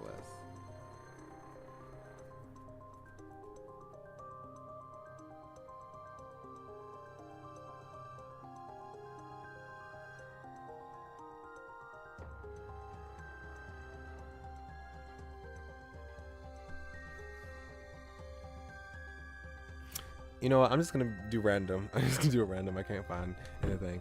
Okay. Oh, it's so hot in my room. Hold on. Let me get my fan.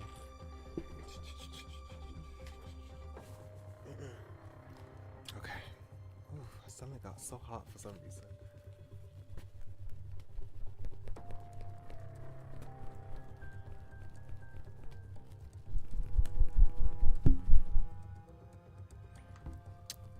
Also, oh, Copy Flower, I didn't see that you were in chat. My chat wasn't refreshed. I just noticed that it was on the stream screen, but not on my phone, so I didn't notice you had come in. But happy belated birthday. I hope you had a good birthday.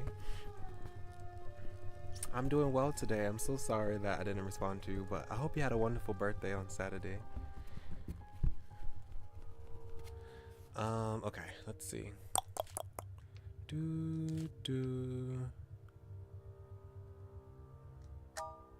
have no idea what's gonna happen.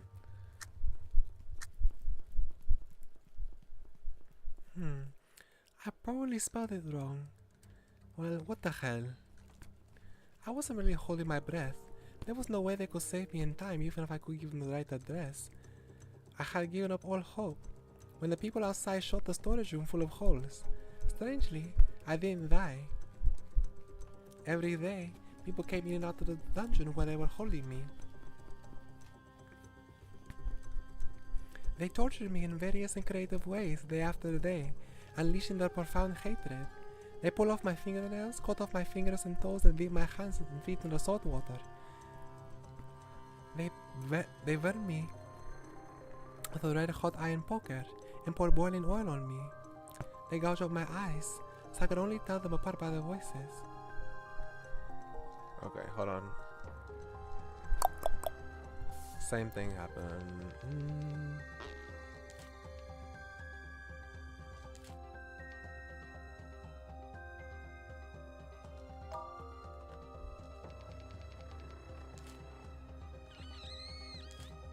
Let me see, how many endings do I have?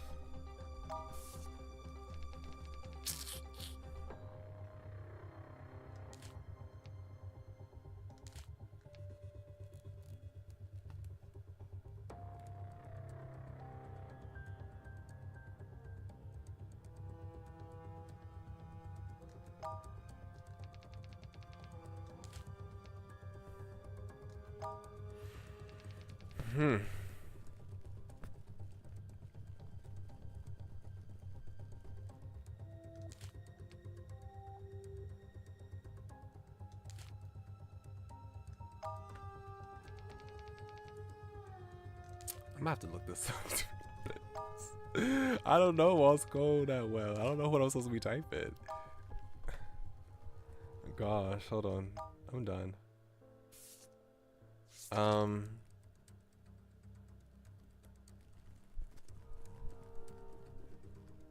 Oh, am I supposed to type in XAS? Let me see if I can do that. That might be what I'm supposed to type. Let's do XAS. Do I have enough stuff for that? We're gonna start. Reset. So X is line dot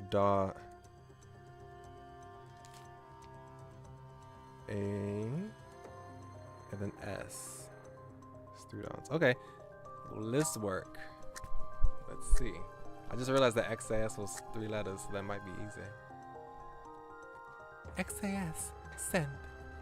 It was the name of the shopping center. I wasn't really holding my breath. There was no way they could save me in time, even if they wanted to. And even if they got here, there were 10 floors in the center. By the time they found me, I'd be long dead.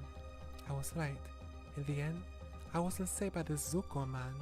Instead, I was filled full of holes behind the storage room door. Strangely, I didn't die. Okay, this is the same stuff. Still being tortured.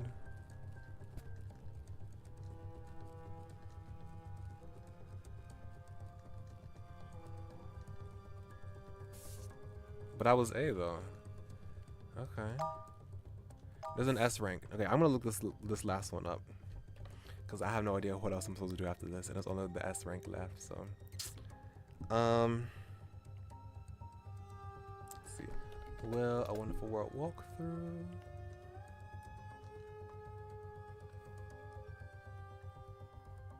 Alicia.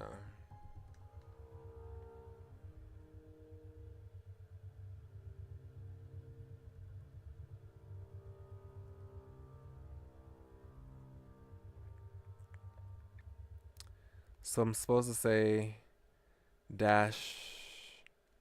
Okay. Let me try.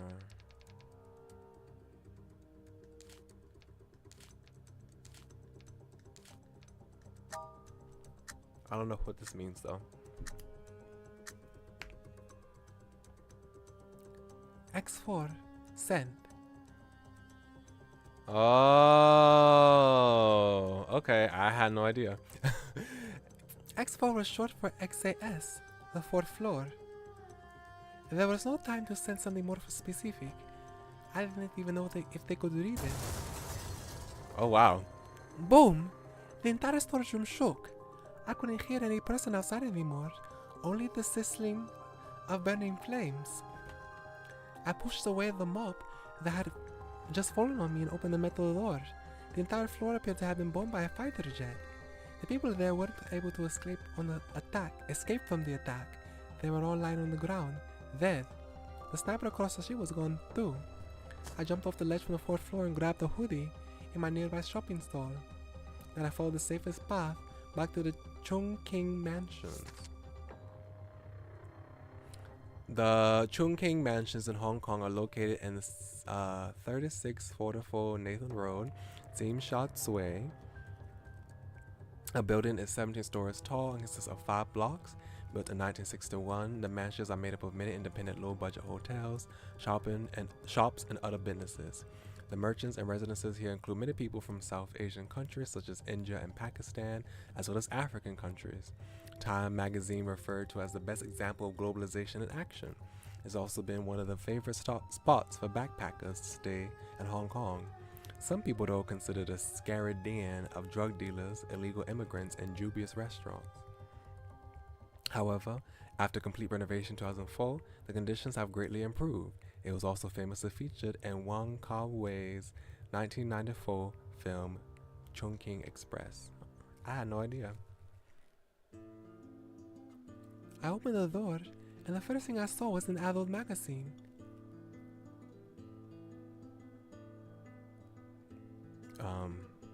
You are breaking and entering. Oh.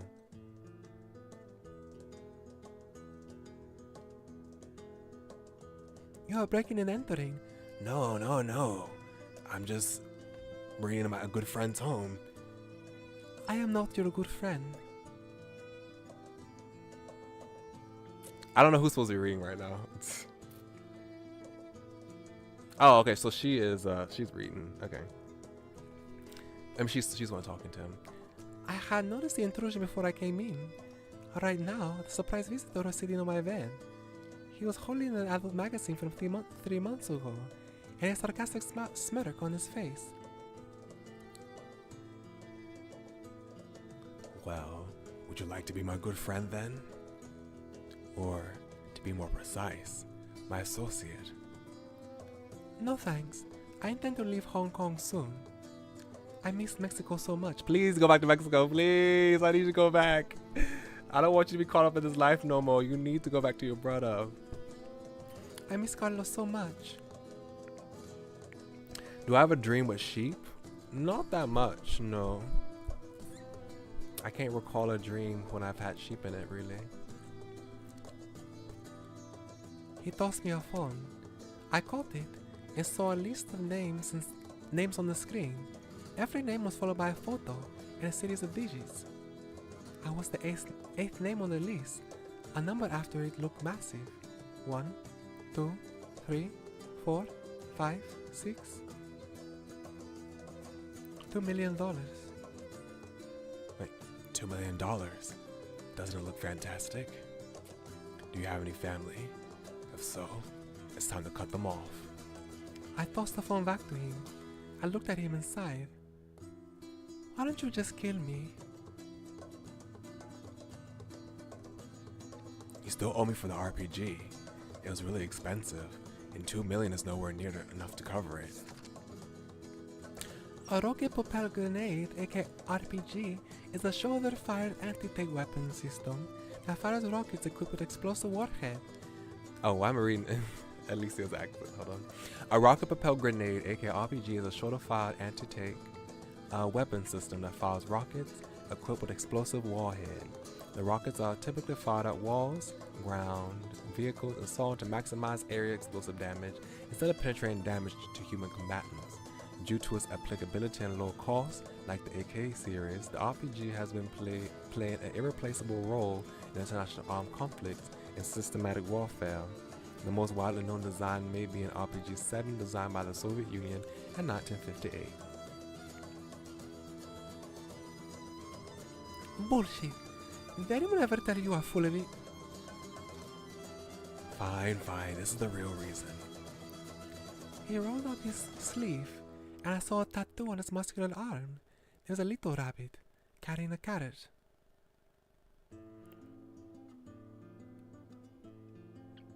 Ooh, that does sound good. That birthday cake does sound good. Well, I'm glad that you enjoyed your birthday. It's actually a number. Can you tell what it is? The folding ear is a rabbit, a carrot that was sticking out of the body, and the big feet. It was a 3? I believe you have something similar on you. I involuntarily touched the tattoo on my stomach. The dragon tattoo. I remembered exactly what it looked like. It was also a number. 6. So go left. I collected all my important possessions and put them on a small suitcase. I asked someone else to send all the money I had to the orphanage anonymously. From here on, I would never write another letter. I had nothing in my wallet but a business card. It had a simple design, but unusual contact information on it. A few words were printed in bold on a thin white card.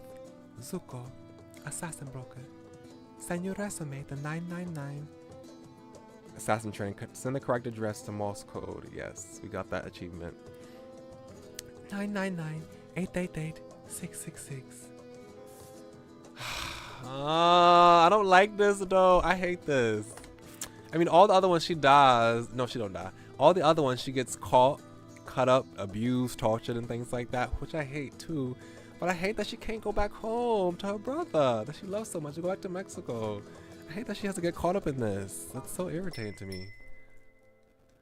Okay, well, this is now available, so we can do these now. I can't do this one right now, though. Oh, yes, I can.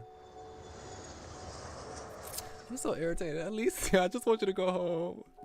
I feel so bad. She has to cut off everything and send all the money to the orphanage and never write a letter again.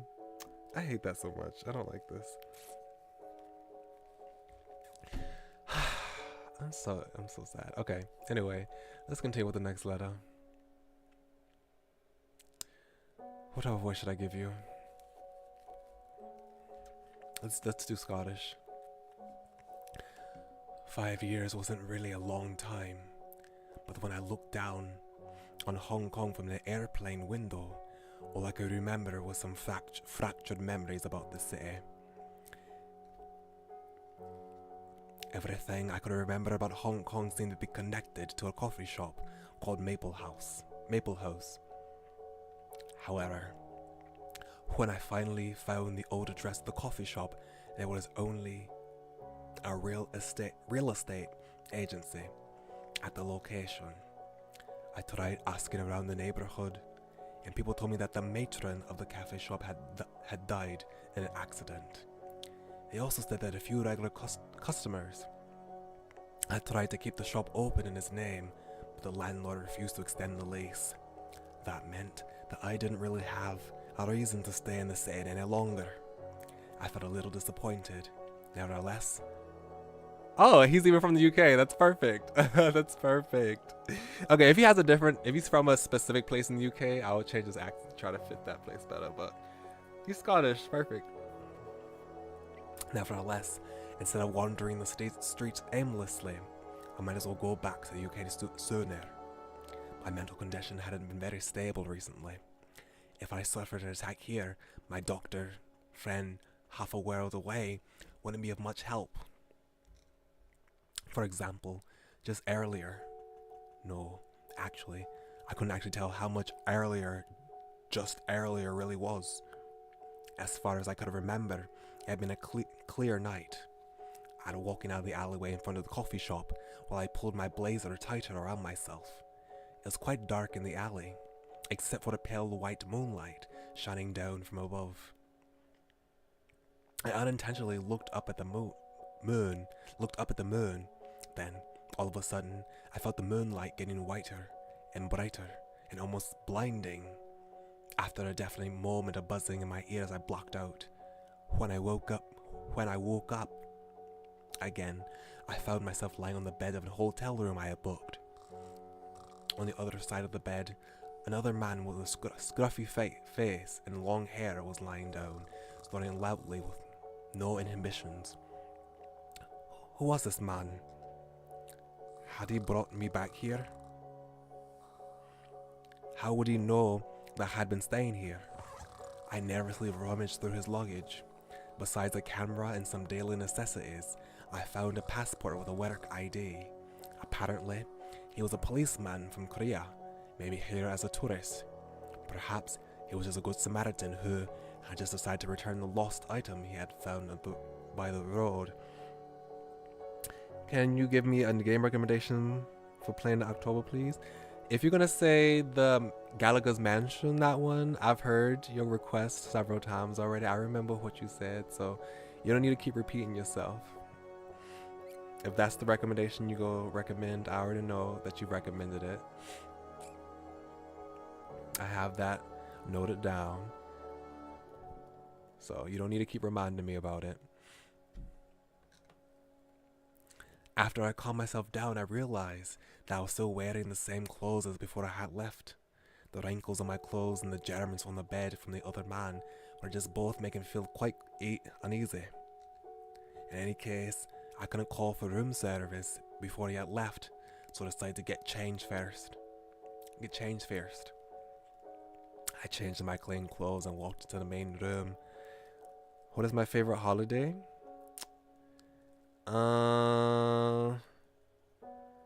I would say my favorite holiday is...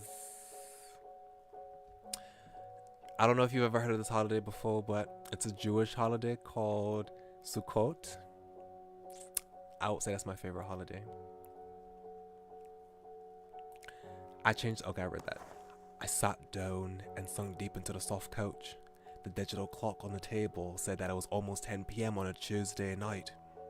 I started to think about something before the man woke up. I used to want to become a doctor, but I never did. The reason was that while I had been studying for the qualification, I discovered that I had a serious condition. It was called selective cognitive dissonance. It was a hereditary disease.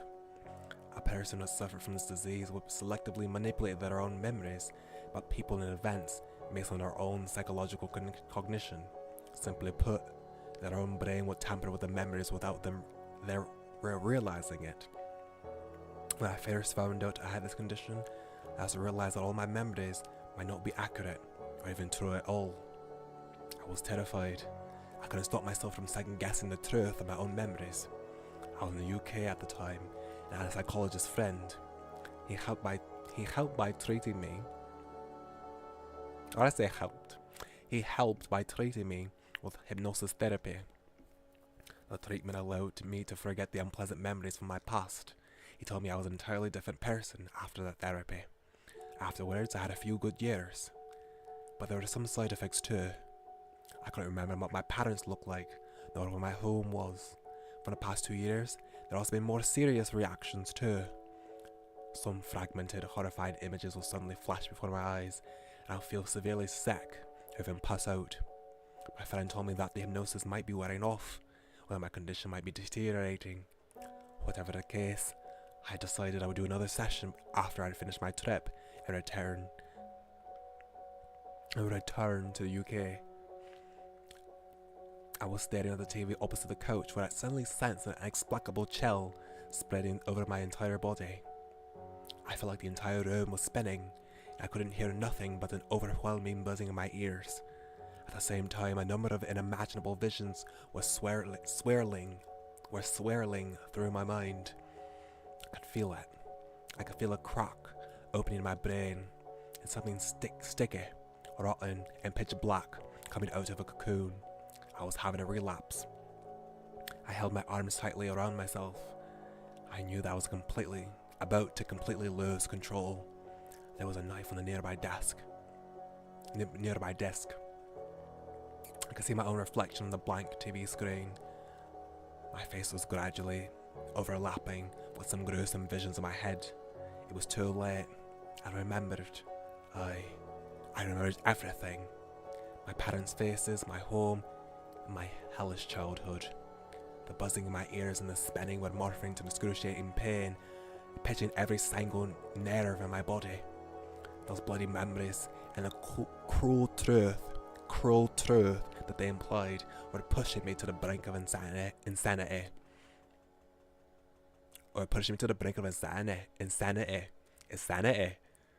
If I was on that edge, my illness would take over my mind and push me over the cliff. And then history will repeat itself. I do not want to become someone I hated again. I cannot. I refuse. I must stop myself. I picked up the knife on the desk and stabbed myself in the throat. Oh my gosh. At the perfect angle and the perfect death. I couldn't afford to lose anything to chance. Goodbye, Dad, Mum, this world. I just hope in my next life I could be a good, healthy child. Wow, we don't even have a name for him. Aw, hopefully we can stop him.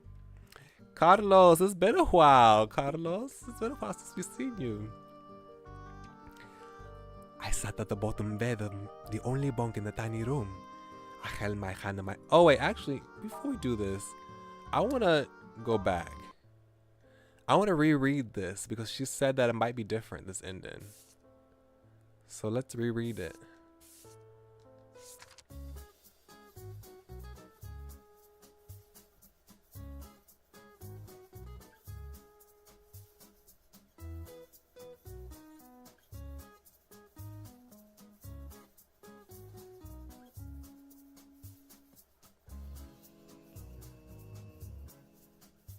There's a policeman at the end of the shop.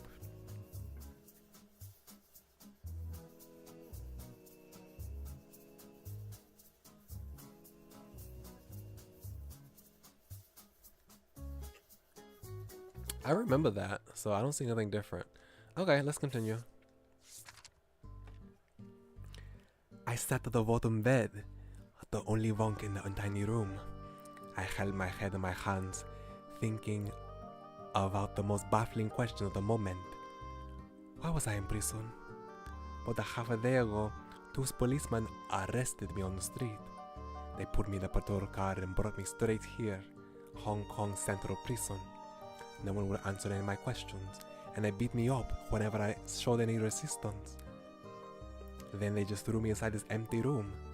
There was nothing here except a bunk bed, a wooden desk, a sink in the toilet. Why is he arrested? What did he do? He didn't even have a window. It was, I suppose, this is what they call a jail cell. Cell 28. Open up. The door opened from the outside. Someone came in. Right. This must be a prank by Ren and the guys. They were probably just trying to give me a good scare. They must be getting me out now. However, the person who came in had a pale face whiter than the wall, and a pair of lips redder than blood. They were also wearing a strange long robe. It was a ghost. I've always been afraid of ghosts since I was a little kid. I jumped into the bed and hid under the blanket, trembling in fear.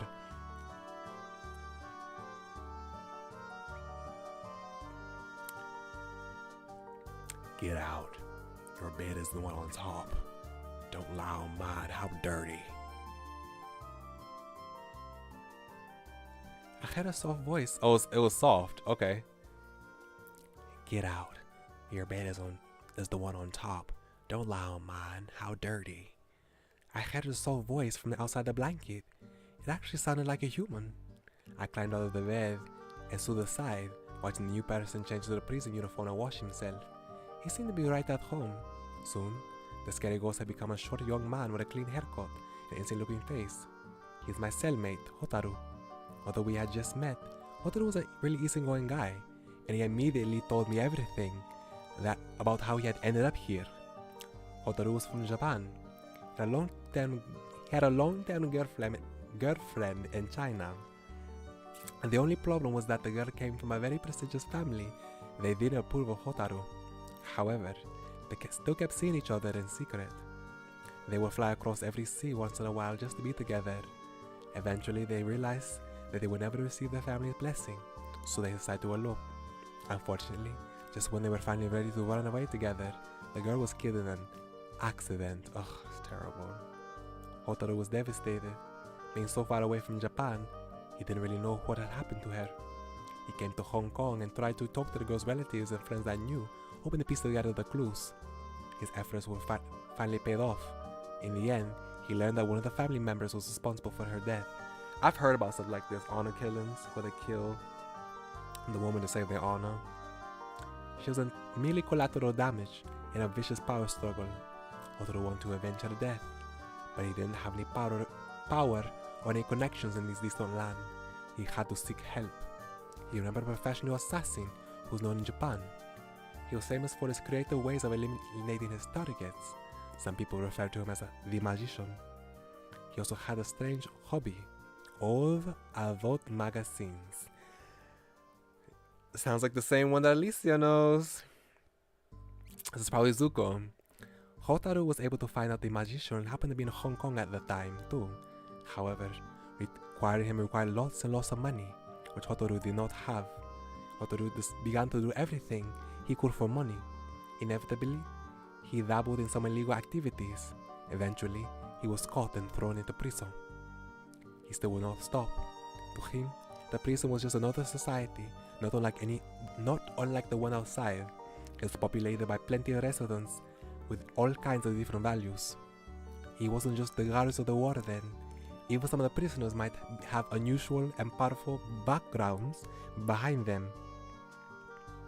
You like Valentine's Day because of the plushes, chocolates, roses, and love? Yeah, Valentine's Day is a sweet holiday, especially when you have someone to share it with. I've never been one to celebrate Valentine's Day though. But it is a sweet holiday. Hotaru hustled among the people. He was willing to do everything and anything for a profit. He smuggled contraband. He traded information with the prisoners. He gambled with them. Estoy bien. Sí, estoy bien. Estoy bien. He bribed the guards, complimenting them, sometimes even sold his own body. Hotaru was said as long as he could get his revenge, he didn't care about himself at all. He began to choke up. I was so angry after hearing his story. I was also feeling both admiration and sympathy towards Hotaru. If I were in his shoes, I would probably not be able to do what he had done. Unfortunately, I had no more than a few $100 on me, and that was all I could give him for now. I believed every word Hotaru had told me. The next day, during lunchtime, did he scam him? I was mocked relentlessly by the other prisoners. Oh, he scammed me! He scammed you, Carlos! Son, you should be thankful that you only had a few $100 on you. I told you I was gonna fall for it. Hurry! Give me my 100! My Spanish sounds cute. Thank you. Thank you.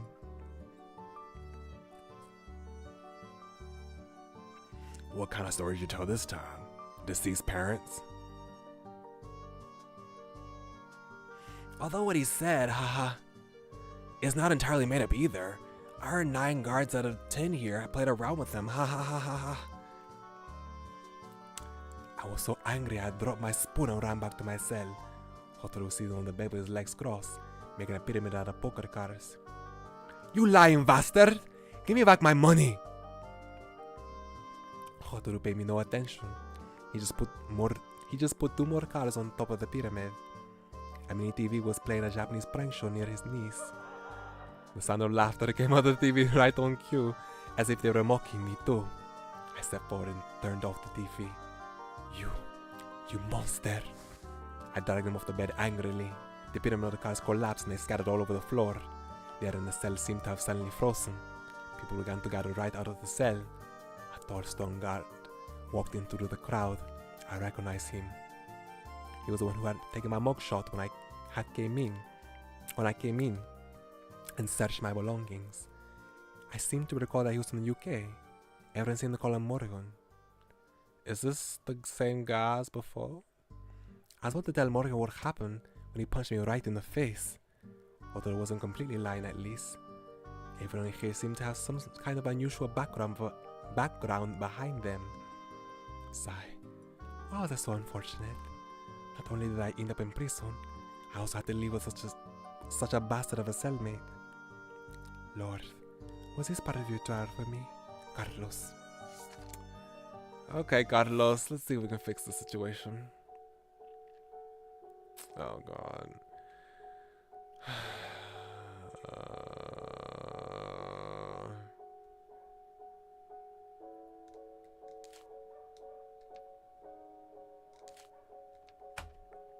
Do you like horses? Yes, horses are nice. They're not my favorite animal, but I like horses, they're nice. Let's see, what if I put this here and maybe he's saying this about himself. We can take the knife away from him so he don't stab himself and put it here, but hopefully Carlos doesn't try to kill him. Hopefully the guard comes in and stops him. And that will warrant a punch too.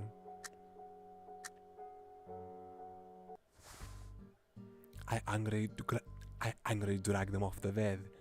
I grabbed the knife on the desk and hit it against his pale and tender neck. Held it against his pale and tender neck. The pyramid of cards collapsed as they scattered all over the floor.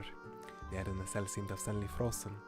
I just wanted to scare him, and surprisingly it worked. Otro said he would give me my money back the next day.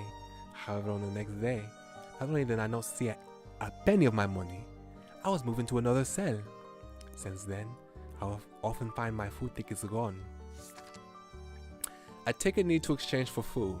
The earliest food ticket was the flower purchase permit issued in November 1953 in Beijing. The face value of the tickets denotes the weight of a certain grocery produce that one could purchase with the ticket, such as 1 pound, 0.5 pounds, etc. During the period when similar tickets were in circulation in China, there was a rampant black market trade for these tickets. For these tickets. People who were caught trading them illegally would be taken into custody and even sentenced to jail.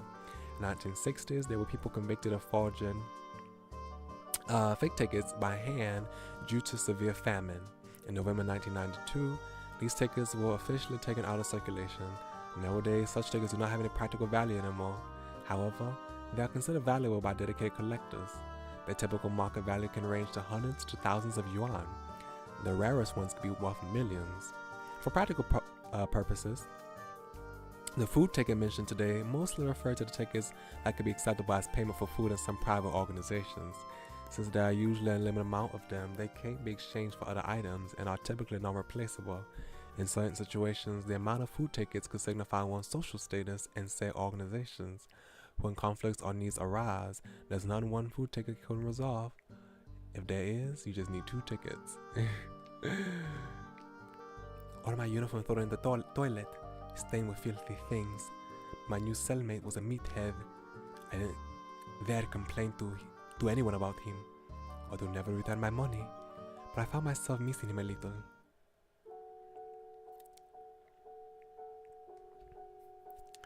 The policeman was no longer asleep. He was standing at the door. I'm mixing the accents up. Hold on. The policeman was no longer asleep. He was standing at the door to the bedroom. He was holding his head in his hands and looked confused and neurotic. He looked at me as though I had just done something despicable to him. However, I was the one who was really losing control. The image of him screaming monster at me lingered in my brain. Those horrifying fragments of memories were beginning to become even clearer. I couldn't control myself. I chuckled, and I laughed, and then screamed. I felt some changes happening inside me, something not quite right. To make sure I could still control myself, I lunged at him. They were tangled together, hitting each other as hard as we could with our fists and feet. I needed to relieve what was piling up in my mind in the most primal way. I pushed his head away with my hand and slammed it into the TV screen, which then shattered into pieces. But I didn't win the fight. The black barrel of the gun was pushing against my left temple. The person who was holding the gun had the same face as the policeman, but I could see something different, something much more frightening. You're a monster! He pulled the trigger. He still does! Goodness, I tried to save you by taking away your knife. And those are the last words I ever said in this world. Well, this is rank A, this is rank B. Retry. Hold on, we'll take this away.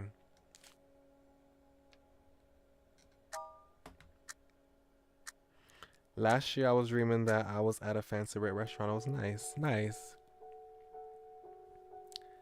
I could see my own reflection on the blank TV screen.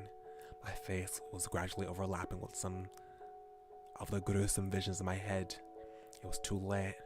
I remembered. I remembered everything. My parents' faces, my home, and my hellish childhood. The buzzing in my ears and spinning were morphing to excruciating pain, pinching every single nerve in my body. Those bloody memories and the cruel truth that they implied were pushing me into the brink of insanity. If I was on that edge, my illness would take over my mind and push me off the cliff, and then history would repeat itself. I didn't want to become someone I hated again. I do not. I cannot. I refuse. I must stop myself. I pulled the window. He still finds a way to kill himself no matter what I do. I pulled the window open and looked down to the ground 15 floors below, over the bars, and fell to the concrete. I couldn't afford to leave anything to chance. Goodbye, Dad, Mum, this world. I just hope that in my next life, I could be a good, healthy child. Okay, well...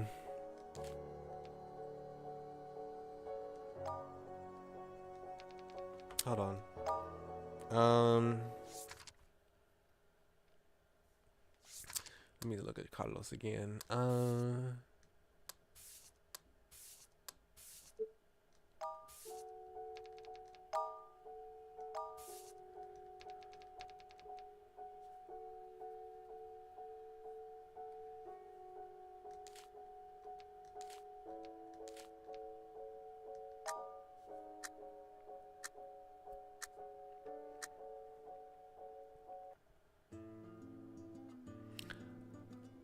I looked at the fruit knife and had an idea.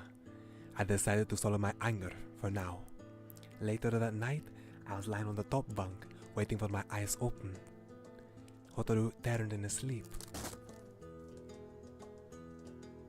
Squeak! Bang! The entire bed shook violently, and I heard a panic scream under me. I looked down, feigning ignorance. Oh, this is... Oh my gosh. Okay, so he didn't stab him. The bottom bunk only had the metal frame left. There were a few broken pieces of wood on the floor, and screws I had loosened up earlier were lying innocently on the corner of the cell. Others sat on the floor in shock, surprising what had happened. You sucker! Back at the orphanage, there had been a fat little kid who would always bully me. I once taught him a lesson the same way. Although I was escorted by Alicia, he still felt really good. They needed a week to fix the bottom bunk. In the meantime, Otto was temporarily moved to another cell, meaning the cell alone was quiet. Too quiet. I used to sleep on the top bunk of the orphanage, and Alicia would sleep on the bottom one. It wasn't a sturdy bunk bed. Alicia would have to hold the bed every time I climbed up. Otherwise, it felt like the bed would immediately topple over. Oh, how I wish that I would find her sleeping down there when I woke up. I flipped the wet pillow, lay my head on it again, and closed my eyes. I had to seriously start thinking about what to do next. Rank S. Okay, how do we fix this though? Okay, this might be an S rank ending.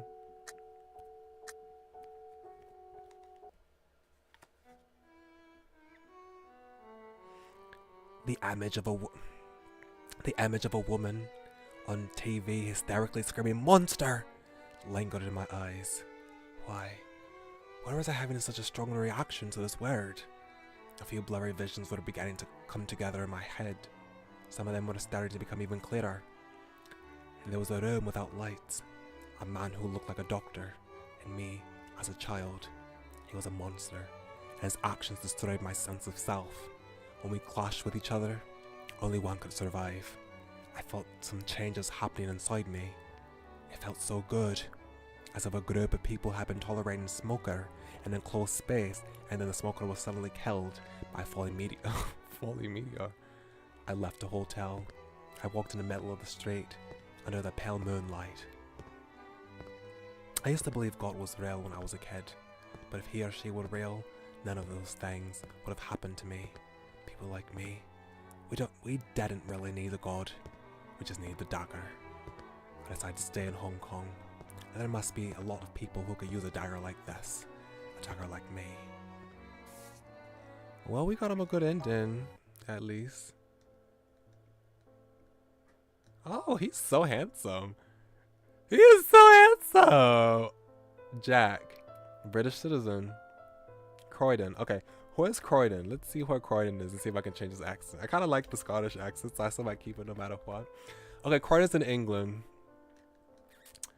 Let's just say that he has Scottish parents. It's within Greater London. Okay. So he shouldn't have this accent I gave him, but let's just say he has Scottish parents. And, yeah, kind of like Gordon Ramsay. It'll be like that. Okay, nationality British, health issues, selective cognitive impairments, undergoing long-term hypnosis therapy in Britain. At 20 settled down and lived in Hong Kong. Él está bien guapo y hermoso. Sí. Es verdad. Es de verdad. Okay, we got more letters. 2 more letters. Okay, these 2 again as a pair. But we were supposed to try to figure this out. Oh, these are the last ones. I just realized it because it's white. Yeah, we're supposed to try to fix these. So next time we come back to play this game. Oh, why is this locked?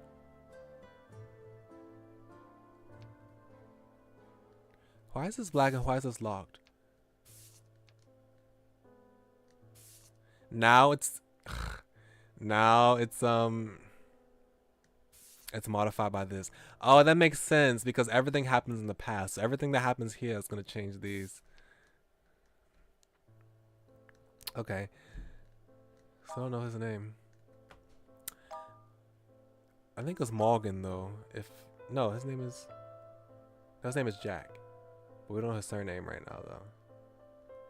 Why does it still have question mark if his name is Jack? It says it right here. Okay, anyway. Yeah, we'll come back next Monday to see if we can fix Lee Wen's ending and see if we can get a better one.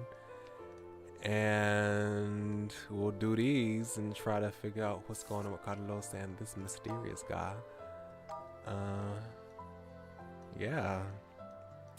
Some interesting stuff is going on.